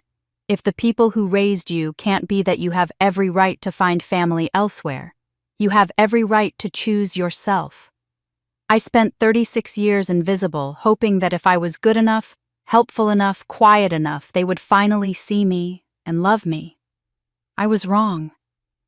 But I wasn't weak for hoping. I was human. And when I finally had the courage to stop hoping and start protecting myself instead, that's when my real life began. If you're watching this and you recognize yourself in my story, if you've been the giver in a family of takers, if you've been invisible or exploited, or told that setting boundaries makes you selfish, I want you to hear this. You matter. Your needs matter. Your pain matters. And you don't have to set yourself on fire to keep other people warm. Loving yourself isn't selfish. It's survival. Now I want to hear from you. Have you ever had to walk away from family? Have you ever tested someone's loyalty and been shocked by what you found? Or maybe you're in a situation right now where you're not sure if you should stay or go, forgive or protect yourself. Share your story in the comments below. This community is a safe space, and you're not alone. If this story resonated with you, if it made you think or feel or see your own life differently, please subscribe to this channel. Hit that subscribe button and turn on notifications so you don't miss future stories. I share these experiences not for sympathy, but because I believe truth has power. I believe that when we stop hiding our pain and start speaking our truth, we help other people find their courage too. And if you know someone who needs to hear this, someone who's struggling with toxic family dynamics, or questioning whether they're being too sensitive, or wondering if it's okay to choose themselves, share this video with them. Sometimes we need to hear someone else's story to understand our own. Thank you for listening to mine. Thank you for being here. And remember, they thought killing me would end the story. But I didn't need to die to be reborn. Neither do you.